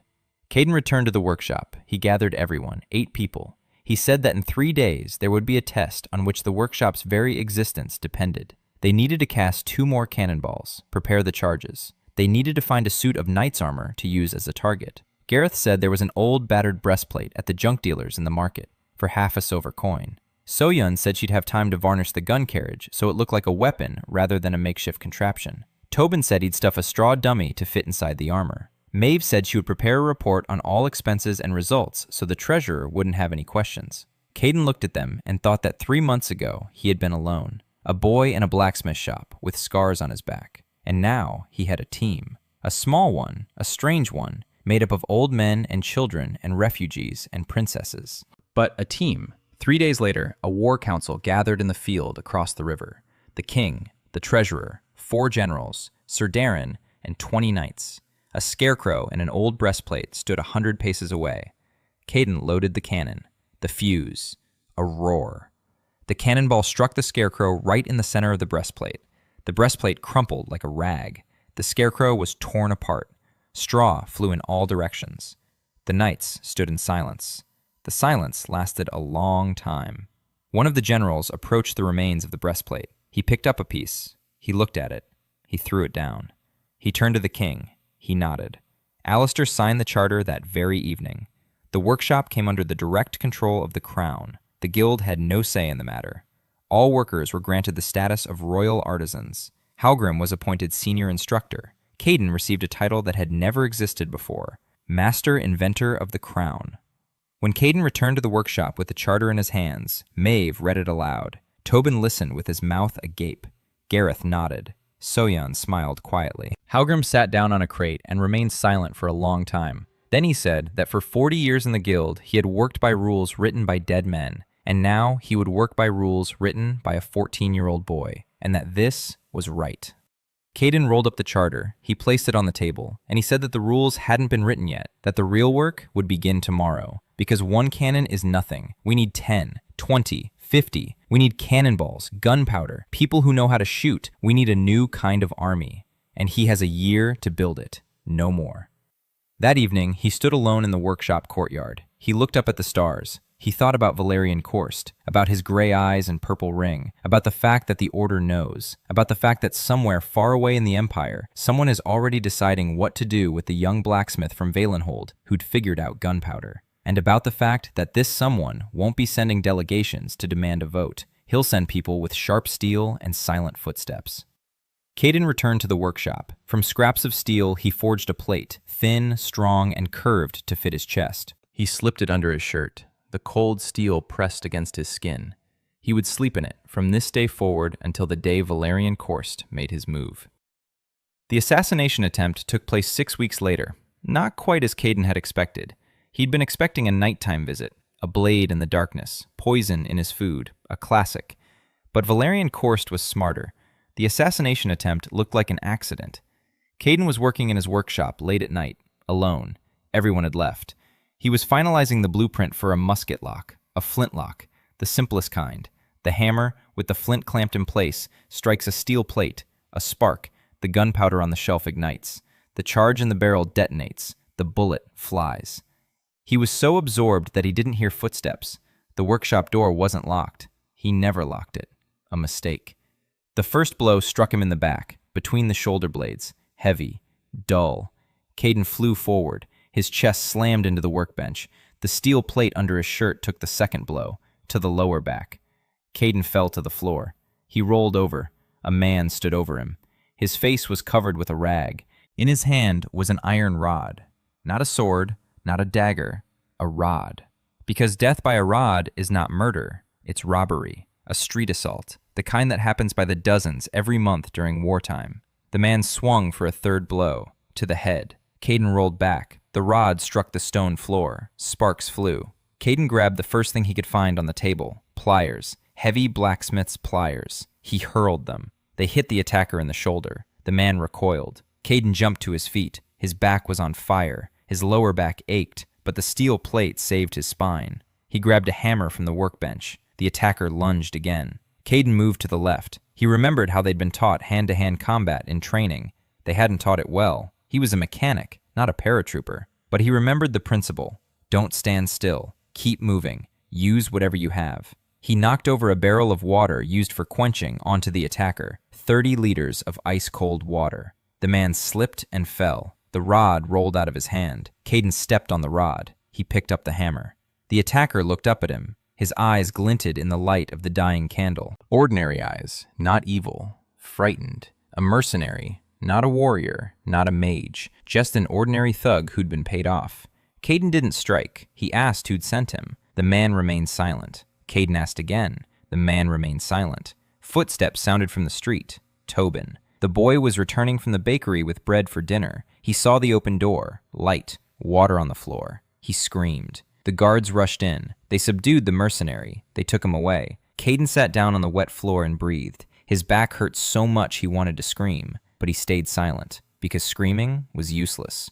In the morning, Aileen came. She looked at the bruises, at the steel plate that Caden had taken off and placed on the table, at the dent in the plate from the rod, a deep one. If it hadn't been for the steel, the blow would have broken a vertebra. Aileen turned pale. Then her face hardened. She said the mercenary was keeping quiet. The guards are interrogating him, but he won't say who hired him. Most likely, he doesn't even know. It was passed on through intermediaries. Caden said he knows who it is, but he can't prove it.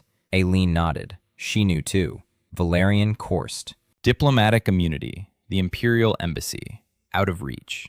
Caden said he needed security. Not for himself. For the workshop. For the people. For the blueprints. If the blueprints were destroyed, months of work would be lost. Aileen said she talked to her brother. The next day, a guard detail appeared at the workshop. 4 guards, day and night. And something else. That evening, a woman in armor came to the workshop. Tall, broad-shouldered, with short-cropped red hair and a scar across her left eyebrow. Sir Lenora Castle, the only female knight in the Royal Guard. Caden knew of her from Halgrim's stories. The daughter of a disgraced baron. She was the 3rd out of 50 candidates to pass the knightly trial. Better than most of the men.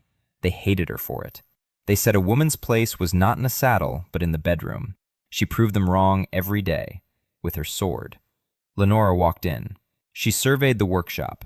She looked at the cannon, at the workbench, at the blueprints. Her face was stony.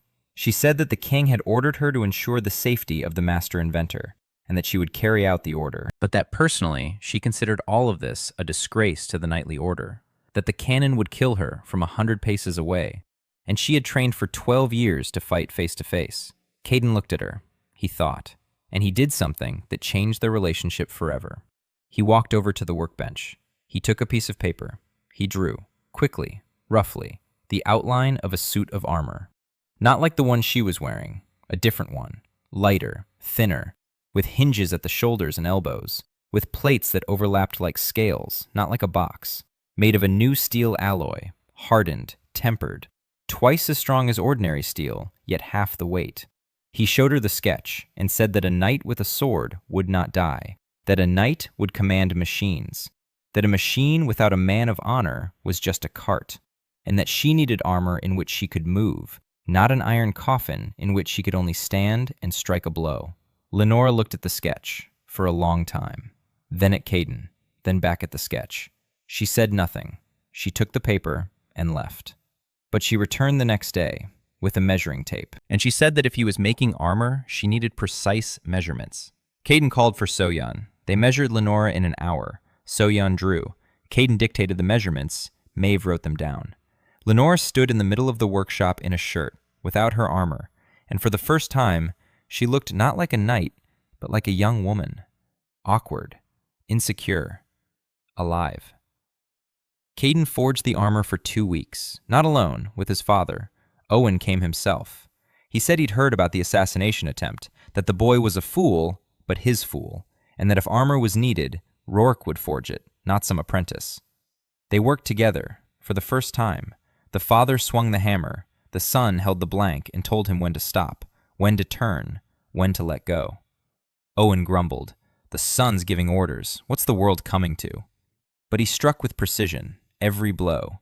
The armor turned out well, light, flexible. Lenora put it on in the workshop. She moved her arms, squatted, turned around. She lunged with her sword. Her expression changed. Surprise.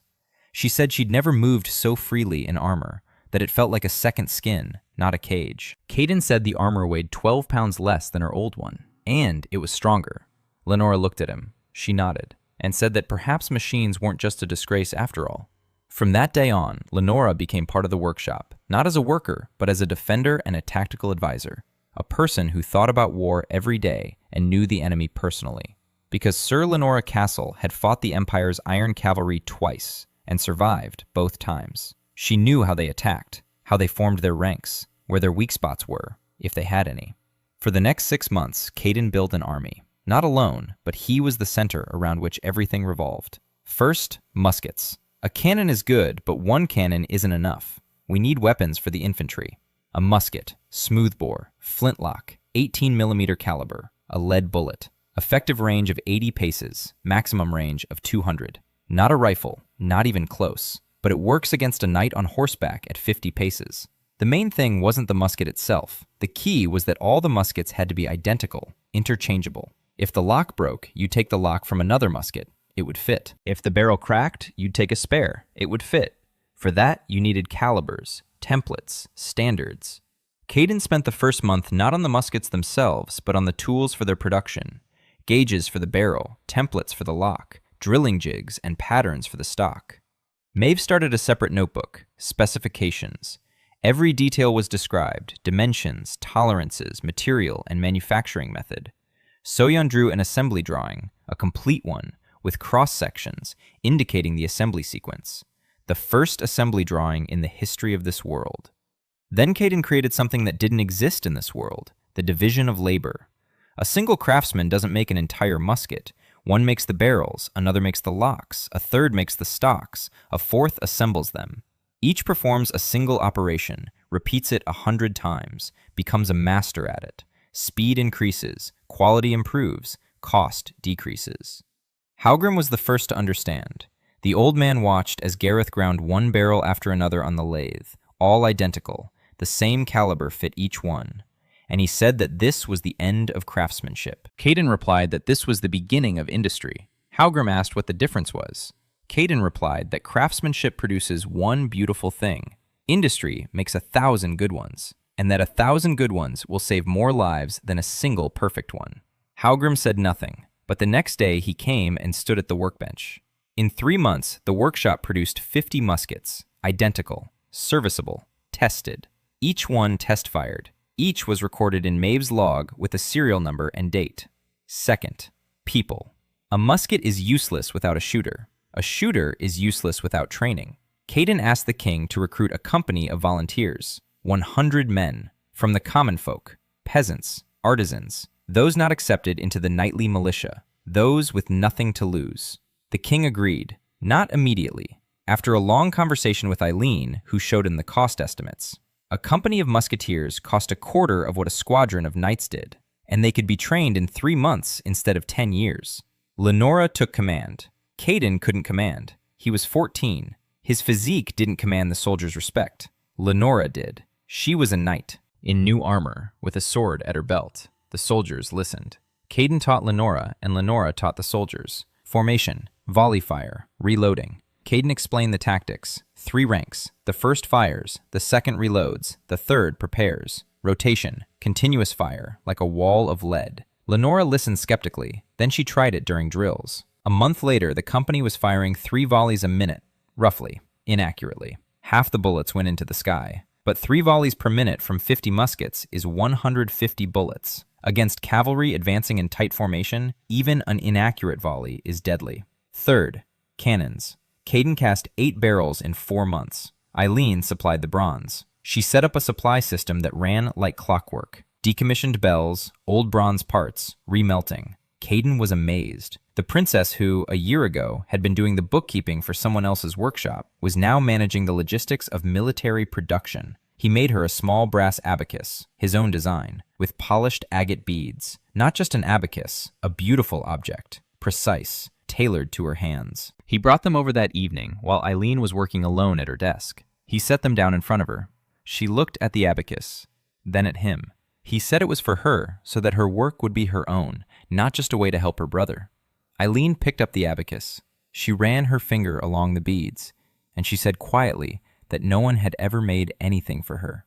Everyone had given her jewelry, dresses, things to make her look pretty. No one had ever given her a tool, something to work with, something that showed her work was important. Caden didn't know what to say. He was a mechanic. He made things for people, for specific people. He didn't think it was anything special. Eileen put the abacus away in her desk drawer. She locked the drawer and went back to her papers. But there was something new in her eyes, something Caden didn't understand. Not yet, anyway. By the end of the 6th month, Caden had 8 cannons on carriages, 50 muskets, a company of 100 riflemen under Lenora's command, enough gunpowder for 2 battles, enough cannonballs for 20 volleys, and news from the border patrols. The Empire had mobilized its troops. The Iron Cavalry had left their winter camps. Their destination, the Steel Ridge Pass. Estimated time to the border, 2 months. War was beginning. Caden spent the 2 months leading up to the battle just as he had spent the last 2 months before factory testing of a new model, checking everything. Every musket was fired 3 times. Every cannon was tested for maximum charge. Every gun carriage was tested on the road. Every piece of ammunition was counted. Maeve kept records with a precision that amazed even Eileen. Barrel number, casting date, number of shots fired, deviations, notes. The logbook grew to the size of a book. But the main focus wasn't the weapons. The main focus was the steam tractor. Caden had been building it for the past 4 months, alongside everything else, at night, when the workshop fell asleep and only he and So Yun remained poring over the blueprints. The tractor was simple, a steam boiler mounted on a frame, 2 cylinders, connecting rods, a crankshaft, a chain drive to the rear wheels, walking speed, maybe a little faster. It had enough power to pull a cannon on a carriage down the road, or a wagon with ammunition, or a stretcher wagon with the wounded. Not a tank, not even a tractor, just a self-propelled cart. But self-propelled, without horses, without oxen, without people straining at the reins. Fire and water, that's it. The first tractor fell apart after 2 versts. The frame couldn't handle the vibrations. Caden reinforced it. The second tractor made it 5 versts before its steam supply hose burst. It scalded Gareth. Not badly. His left forearm, red, covered in blisters. Caden bandaged it. He looked Gareth in the eyes. Gareth said it was no big deal. Caden said it was a big deal, that he'd lost 2 apprentices in a boiler explosion 6 months ago, and that he wouldn't lose anyone else. He redid all the connections. He replaced the copper tubes with steel ones. He reinforced the joints. He added protective casings. The third tractor drove 20 versts without breaking down. Bridget O'Lear. Caden found her by chance. Haughram took him to a tavern after a long day. The tavern was called the Anvil and the Mug. The landlady was a big woman, loud, with hands that could bend a horseshoe. She poured beer and told stories, and laughed so hard that the mugs on the bar shook. Caden sat in the corner and listened. And then Bridget Jitt said something that made him choke on his beer. She was talking about her husband, how he worked on the mine pump, how he monitored the pressure, how he could tell by the sound when the boiler was running right and when it wasn't, how he died when the casing ruptured and steam blasted into his face. She told the story without tears, calmly, like someone who had cried it all out long ago. But there was understanding in her words. She knew what steam was, not just in theory. She'd lived with a man who worked with steam. She'd seen the boilers. She'd heard them. She'd smelled the hot oil and wet tow. Caden walked over to the counter. He asked if she wanted to see a steam tractor. Bridget looked him up and down. A 14-year-old boy was inviting her to look at a machine. She laughed. Then she saw his eyes. She stopped laughing and said she wanted to. He took her to the workshop. He showed her the locomotive. Bridget walked around it 3 times. She touched the boiler. She sniffed the steam. She listened to the furnace humming. And she said that the valve on the 3rd pipe was crooked and would start leaking in a week. Caden checked. The valve was crooked. He hired Bridget that very evening. First-class locomotive engineer. She understood steam in her bones, just like her husband, only she was alive. Late one evening, after they'd spent 4 hours repairing the leaking boiler, Caden asked her opinion on the new safety valve. Not out of politeness, seriously, just as he would ask a fellow engineer. He described the design, explained the problem, and listened, right to the end, without interrupting. Bridget spoke at length, sensibly. She suggested something Caden hadn't considered, a double valve. 1 main valve, 1 backup valve. If the first one jammed, the second would kick in, a safety net. Caden jotted it down. He thanked her. Bridget stood there looking at him, and her eyes sparkled. Because in the 5 years since her husband's death, no one had ever once asked her opinion on anything important. Everyone saw her as the tavern owner, the old woman with the horseshoe, the neighborhood matriarch. Caden saw an engineer. A month before the battle, Caden found Elise Tale, or rather, she found him. The girl came to the workshop, thin, quiet, with eyes that stared at the floor. She said she lived in a shelter attached to the temple. That she knew how to calculate, that she'd heard the workshop needed people. Caden gave her a task, to calculate the trajectory of a projectile at an elevation angle of 30 degrees. He himself had struggled with that calculation for 2 weeks. Elise solved it in her head in 10 minutes. Caden watched her. Then he asked for her full name. She turned pale. She said her name was simply Elise, no last name, an orphan. Caden didn't press the issue, for now. He took her on, put her to work on the calculations. Firing tables, angles, ranges, wind corrections. Elise calculated so quickly that Maeve's eyes nearly popped out of her head. Caden made a pendant for her, later, when he learned the truth. But that was later. Right now, he was preparing for war. 2 weeks before the battle, the Valenhold army set out for the Steel Ridge Pass. 500 knights, 2,000 militiamen, and Caden's company. 100 musketeers, 8 cannons, 4 supply wagons, 200 muskets, a supply of gunpowder and cannonballs. Caden rode on the lead supply wagon, next to Bridget, who was driving the vehicle. Maeve sat in the wagon with the magazines. Soyeon was next to her with a box of varnishes and repair tools. Eileen stayed behind in the capital. Caden had asked her not to go. She argued, for a long time. Then she agreed, because someone had to manage the supplies from the rear, and she did it better than anyone. Lenora rode at the head of the company, in her new armor, with a sword and a musket strapped to her saddle. The first knight in the history of this world to carry a firearm alongside a sword. Haughram stayed behind in the workshop. The old man was too old for the campaign. Caden hugged him before leaving. Haughram told the boy not to let himself get killed, because he hadn't finished his training yet. Caden promised. The Steel Ridge Pass, a narrow gorge between 2 mountain ranges, about 3 versts long, 100 paces wide at its narrowest point. Rock walls on both sides. The only route for an army traveling from east to west. Caden surveyed the area 4 days before the Empire's advance. He climbed to the ridge. He looked down. He counted. He estimated. Maeve stood beside him with a notebook. He dictated distances, angles, firing sectors, blind spots, possible flanking routes. Then he climbed down and began to deploy the troops. Cannons in 2 rows, 4 in front, 4 behind them, in echelons, so the rear row could fire over the front row. Musketeers on the flanks, behind stone barricades that the soldiers had built over 3 days from boulders. Transport vehicles in the rear, ready to deliver ammunition or evacuate the wounded. Lenora commanded the deployment. Caden pointed out where and what. Lenora translated the orders into terms the soldiers could understand. They worked well together. Over these past months, Lenora had learned to think in a new way, not like a knight seeking an honorable one-on-one duel, but like a commander who thinks in terms of positions, sectors, and fire. The evening before the battle, Caden gathered everyone, the squad leaders, Lenora, Bridget, and the sergeants of the musketry squads. He laid out the map that Soyan had drawn and explained the plan. The cavalry will advance through the gorge. They can't go around it, only straight through. The cannons will fire head-on. When the cavalry breaks their formation, the musketeers will strike from the flanks. If the mages strike with lightning, Caden paused. Everyone was looking at him. Mages, lightning, fire, shields of pure energy. They have nothing against that. Or do they? Caden pulled a bundle of chains from the wagon. Iron chains, long, heavy. Each was attached to a cannon carriage and dragged along the ground behind it.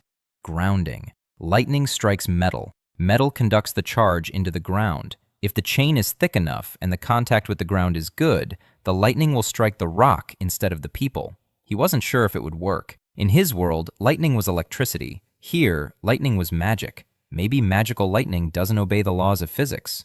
Or maybe it does. He didn't know, but there was no other plan. Lenora asked what to do if the mages attacked with something other than lightning, fire, and icy wind, or something Caden didn't know the name of. Caden answered honestly. He said he didn't know. If a mage attacked with something unknown, they'd have to improvise. Lenora nodded. She was used to improvising. That night, Caden couldn't sleep. He sat on a rock by the road, gazing at the stars. Bridget brought him a mug of hot herbal tea. She sat down beside him and said nothing. Then she said that her husband hadn't slept either before an important day. Caden said he wasn't her husband. Bridget said she knew, and that it didn't matter. They sat in silence. Down below in the camp, bonfires were burning. The clang of chainmail could be heard, the snoring of horses. A company of musketeers was asleep, or pretending to be asleep. Everything would be decided in the morning. A man approached Caden, out of the darkness, silently. Bridget jumped to her feet. She grabbed her knife. The man raised his hands. Caden recognized him by his silhouette. Tall, lean, in a long cloak. Valerian Korst, Master Inquisitor of the Order of the Purple Star. Bridget growled and stepped forward. Caden stopped her with a hand. He said everything was fine. Valerian sat down on a rock across from them. He pulled a small brazier from his bosom, placed it between them, said he'd brought tea, if Caden didn't mind. Caden didn't mind. They drank tea, in silence. Then Valerian spoke, quietly, without threats, without any grandstanding. Just one engineer talking to another. He said he knew how it would all end tomorrow. That cannons would break the first line, that muskets would finish off the rest, that the chains would most likely divert the lightning, because magical lightning obeys the same laws as natural lightning. He said the Order had known this for 300 years, ever since Severin Tail built the first steam boiler. Caden froze. Valerian continued. He said that Severin was the first, that the Order had burned him not for sorcery, but because steam was destroying the monopoly on magic. That magic in this world is neither a gift from God nor a natural phenomenon. That magic is technology, ancient, embedded in the blood of certain lineages, and that if the Industrial Revolution were to happen, magic would become superfluous, and with it, the Order, and the Empire, and the entire world order. Caden listened. The tea grew cold. He asked why Valerian was telling him this. Valerian replied. He said he was offering a deal. Caden would leave. He would take his knowledge with him. The Order would transport him to a safe place, far away, to another continent, where he can build his machines, quietly, without war, without bloodshed. In exchange, Valenhold surrenders. The war ends. No one dies. Caden looked at Valerian, at his calm face, at his gray eyes, at the hands clutching a mug of tea. This man was no villain. He was a guardian of order. He believed that without the magical hierarchy, the world would collapse, that chaos would kill more people than any war, and he was ready to kill a single boy, a blacksmith, to save millions, or to make a deal with him, anything. Caden replied. He said he wouldn't leave, because behind him were 100 people who, for the first time in their lives, felt like soldiers rather than cannon fodder. Because Maeve was breathing, because Bridget was driving the car, because Lenora was wearing armor she could actually move in, because Eileen is thinking not for her brother, but for herself, and because Halgrim hasn't finished his training yet.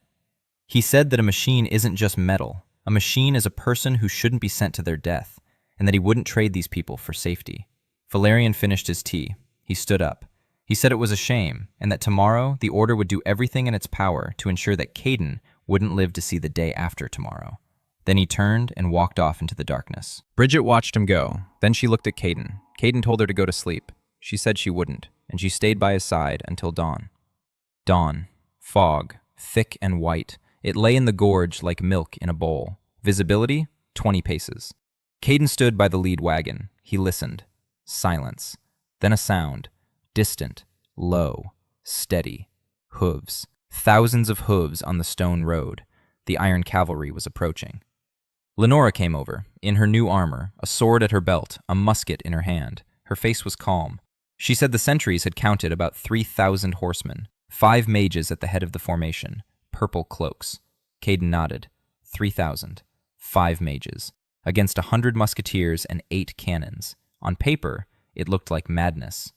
But Caden remembered other numbers, from another life, from the textbooks he'd read at the factory during his lunch break. The Battle of Cressy, a handful of English archers against French knightly cavalry. The outcome is well known. A narrow pass, ranged weapons, discipline. 3 things that kill chivalry. He had all 3. He climbed into the tractor, the lead vehicle. So-Yan had painted it with varnish, black, shiny, fireproof. It was cramped inside. A peephole, a speaking tube, a map on her lap, signal flags for the semaphore. Bridget sat at the controls. The engine was silent. Boiler pressure at operating level. Ready. Caden raised to his eyes the spyglass that So-Yan had assembled from 2 glass lenses and a brass tube. Rough, but functional. The fog began to lift, and he saw them. The iron cavalry emerged from the fog like a wall. Riders clad in enchanted steel, horses in armor, spears raised, a tight formation, shoulder to shoulder, the glint of metal, unfurled banners. At the front, 5 figures in purple cloaks, mages, hands raised, a shimmer around their palms, ready to strike. Caden lowered the spyglass. He turned to the speaking tube. His voice was steady, just like during factory tests, when you're counting down the seconds before launch and every word matters. He relayed the command. First battery, ready. Down below, at the cannons, the crews grabbed the fuses. The cavalry was advancing, 500 paces, 400, 300. The ground shook from the hooves. The noise grew louder, the clang of metal, the snorting of horses. 200, 150. Caden saw their faces. Young, old, determined, frightened, alive. In a minute, some of them would be dead, because of him, because of a young blacksmith who knew how a rifled barrel worked. He clenched his teeth and gave the order. Fire! The first volley from 4 cannons struck the column head-on. A roar, smoke, stone cannonballs flew into the tight formation. Horses fell. Riders were flung over their heads. Armor crumpled like tin. The second row of cannons fired a volley 10 seconds plus. 4 more cannonballs, right at the same spot. The cavalry's front line ceased to exist, a heap of bodies, human, equine, screams, neighs, clanging. The cavalry behind them hesitated, for a second. Then the commander shouted. The formation moved forward again, over the bodies, over the debris, forward. They were brave. Caden gave them that. They were brave men who charged into the roar and death because honor demanded it. A second volley from the cannons. Reloading took 30 seconds. The crews worked just as they had in drills. The breech, gunpowder, wadding, cannonball, fuse. A roar. 8 more cannonballs into the ranks. The cavalry began to fall apart. Horses reared up. The riders couldn't hold their formation. Those who were breaking through the dead were met with musket fire from the flanks. Lenora ordered a volley. 50 muskets, all at once. A wall of lead struck the cavalry's right flank. Horses fell. The second rank advanced. A volley. The third. A volley. Continuous fire. 3 volleys per minute. 150 bullets. At the flank. At the horses. At the men. Then the mages struck. The first bolt of lightning was blinding. A white pillar of fire fell from the sky onto the front cannon. The crew threw themselves to the ground.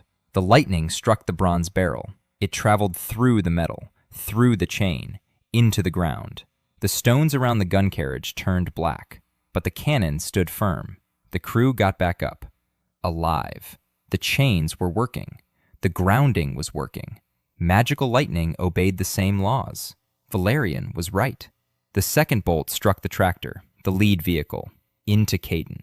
Bridget screamed. Light flooded the viewing slit. A roar, the smell of ozone. The tractor's hull shook. The chain at the stern glowed red hot. But the current went into the ground. Caden was still alive. His ears were ringing. His eyes were watering. But he was alive. He pressed his ear to the intercom. His voice trembled. Once. Then it steadied. He ordered the batteries to shift their fire to the mages. The cannons swung around, aims set on the crimson cloaks. A volley. 2 cannonballs flew past. 1 hit. The mage in the center of the formation didn't have time to raise his shield. A 6-pound stone ball struck him in the chest at a speed that made the air whistle.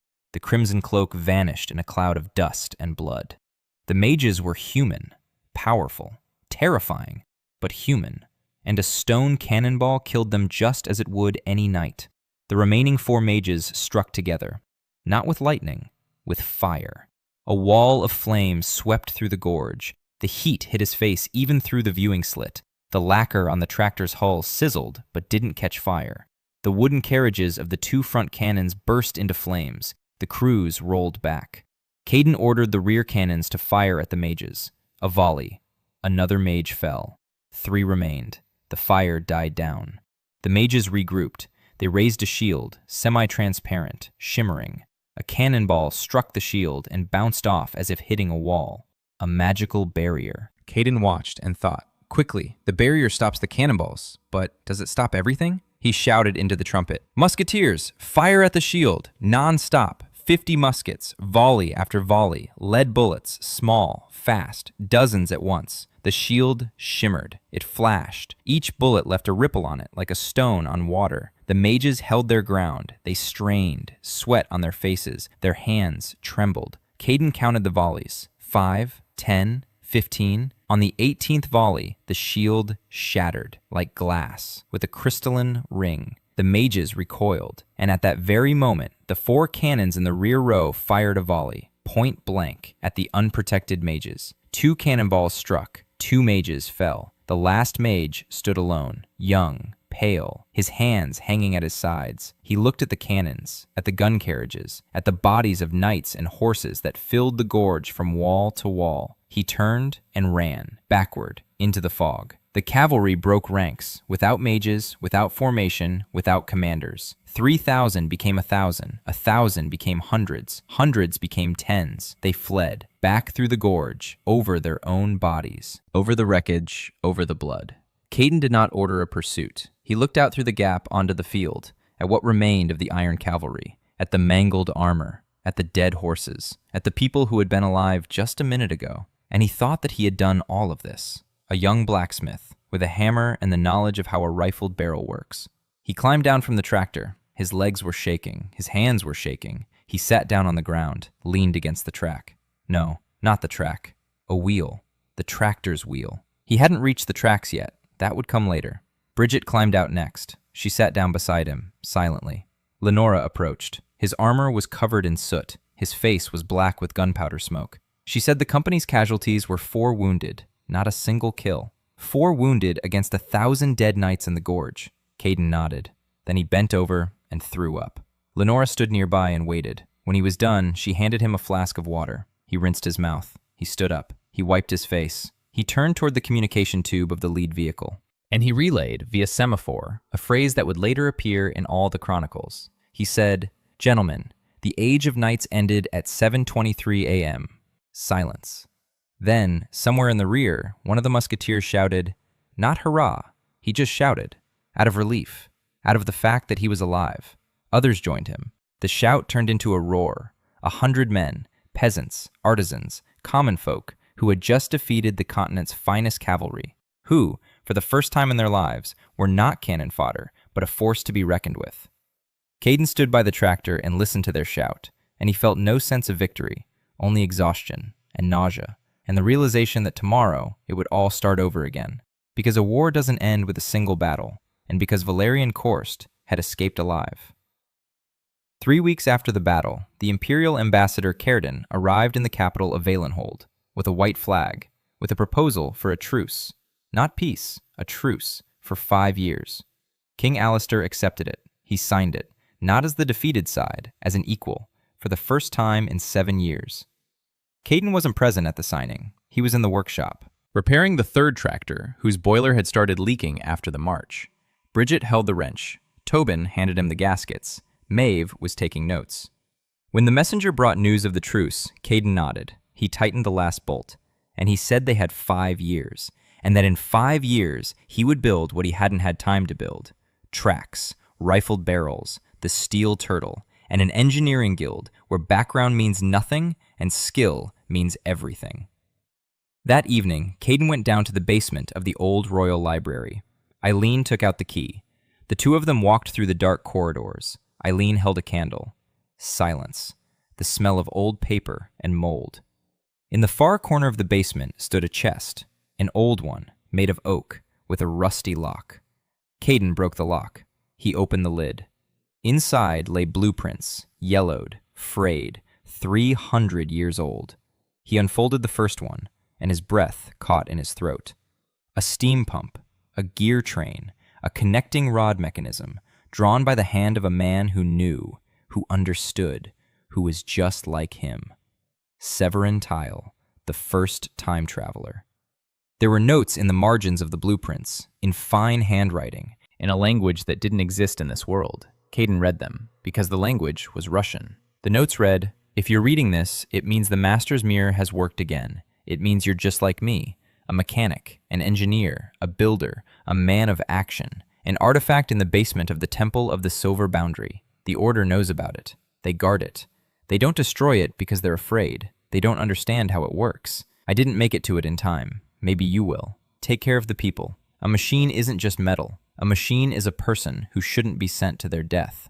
Caden stood in the basement, holding a blueprint drawn by a dead man who, 300 years ago, had thought those very same words, that very same phrase: "A machine isn't just metal." Eileen stood beside him. She looked at his face. She didn't understand what was written in the margins, but she saw his eyes. She asked what was there. Caden answered. He said there was a message from a man who had been here before him, who had built the same thing he was building, and who had been killed for it. Eileen was silent for a moment. Then she asked what he was going to do. Caden rolled up the blueprints. He put them back in the chest, closed the lid, stood up, looked at Eileen, and said that he would finish what Severin had started, that he would find the Master's Mirror, that he would understand why this world draws people from another world to itself, and that he would build a world where people wouldn't have to die at the workbench to do so.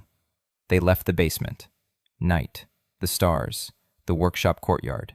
The steam engine stood against the wall, warm. The cooling boiler whistled softly. Caden sat down on its side. Maeve brought a bowl of soup, hot, smelling of onions and lard. He picked up a spoon.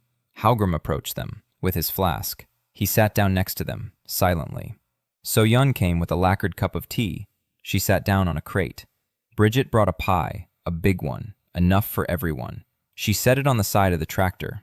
Lenora arrived in her new armor, without a sword, with a mug of ale. She leaned against the wheel. Tobin sat on the ground, chewing an apple. Elise was the last to arrive, quietly, with a blueprint in her hands. A new one, her own. She showed it to Caden, a strength calculation for a rifled barrel. Caden looked at the numbers. He nodded. Correct. Eileen walked through the door carrying the calculation log. She sat down next to Caden. Close. Their shoulders touched. She didn't move away. No one said a word.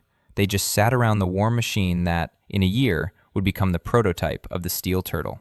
They ate soup and pie. They drank tea and ale. They looked at the stars, and each of them was lost in their own thoughts. Halgrim thought about how he'd finally learned something new. Maeve thought about how she was breathing easily and hadn't coughed that morning.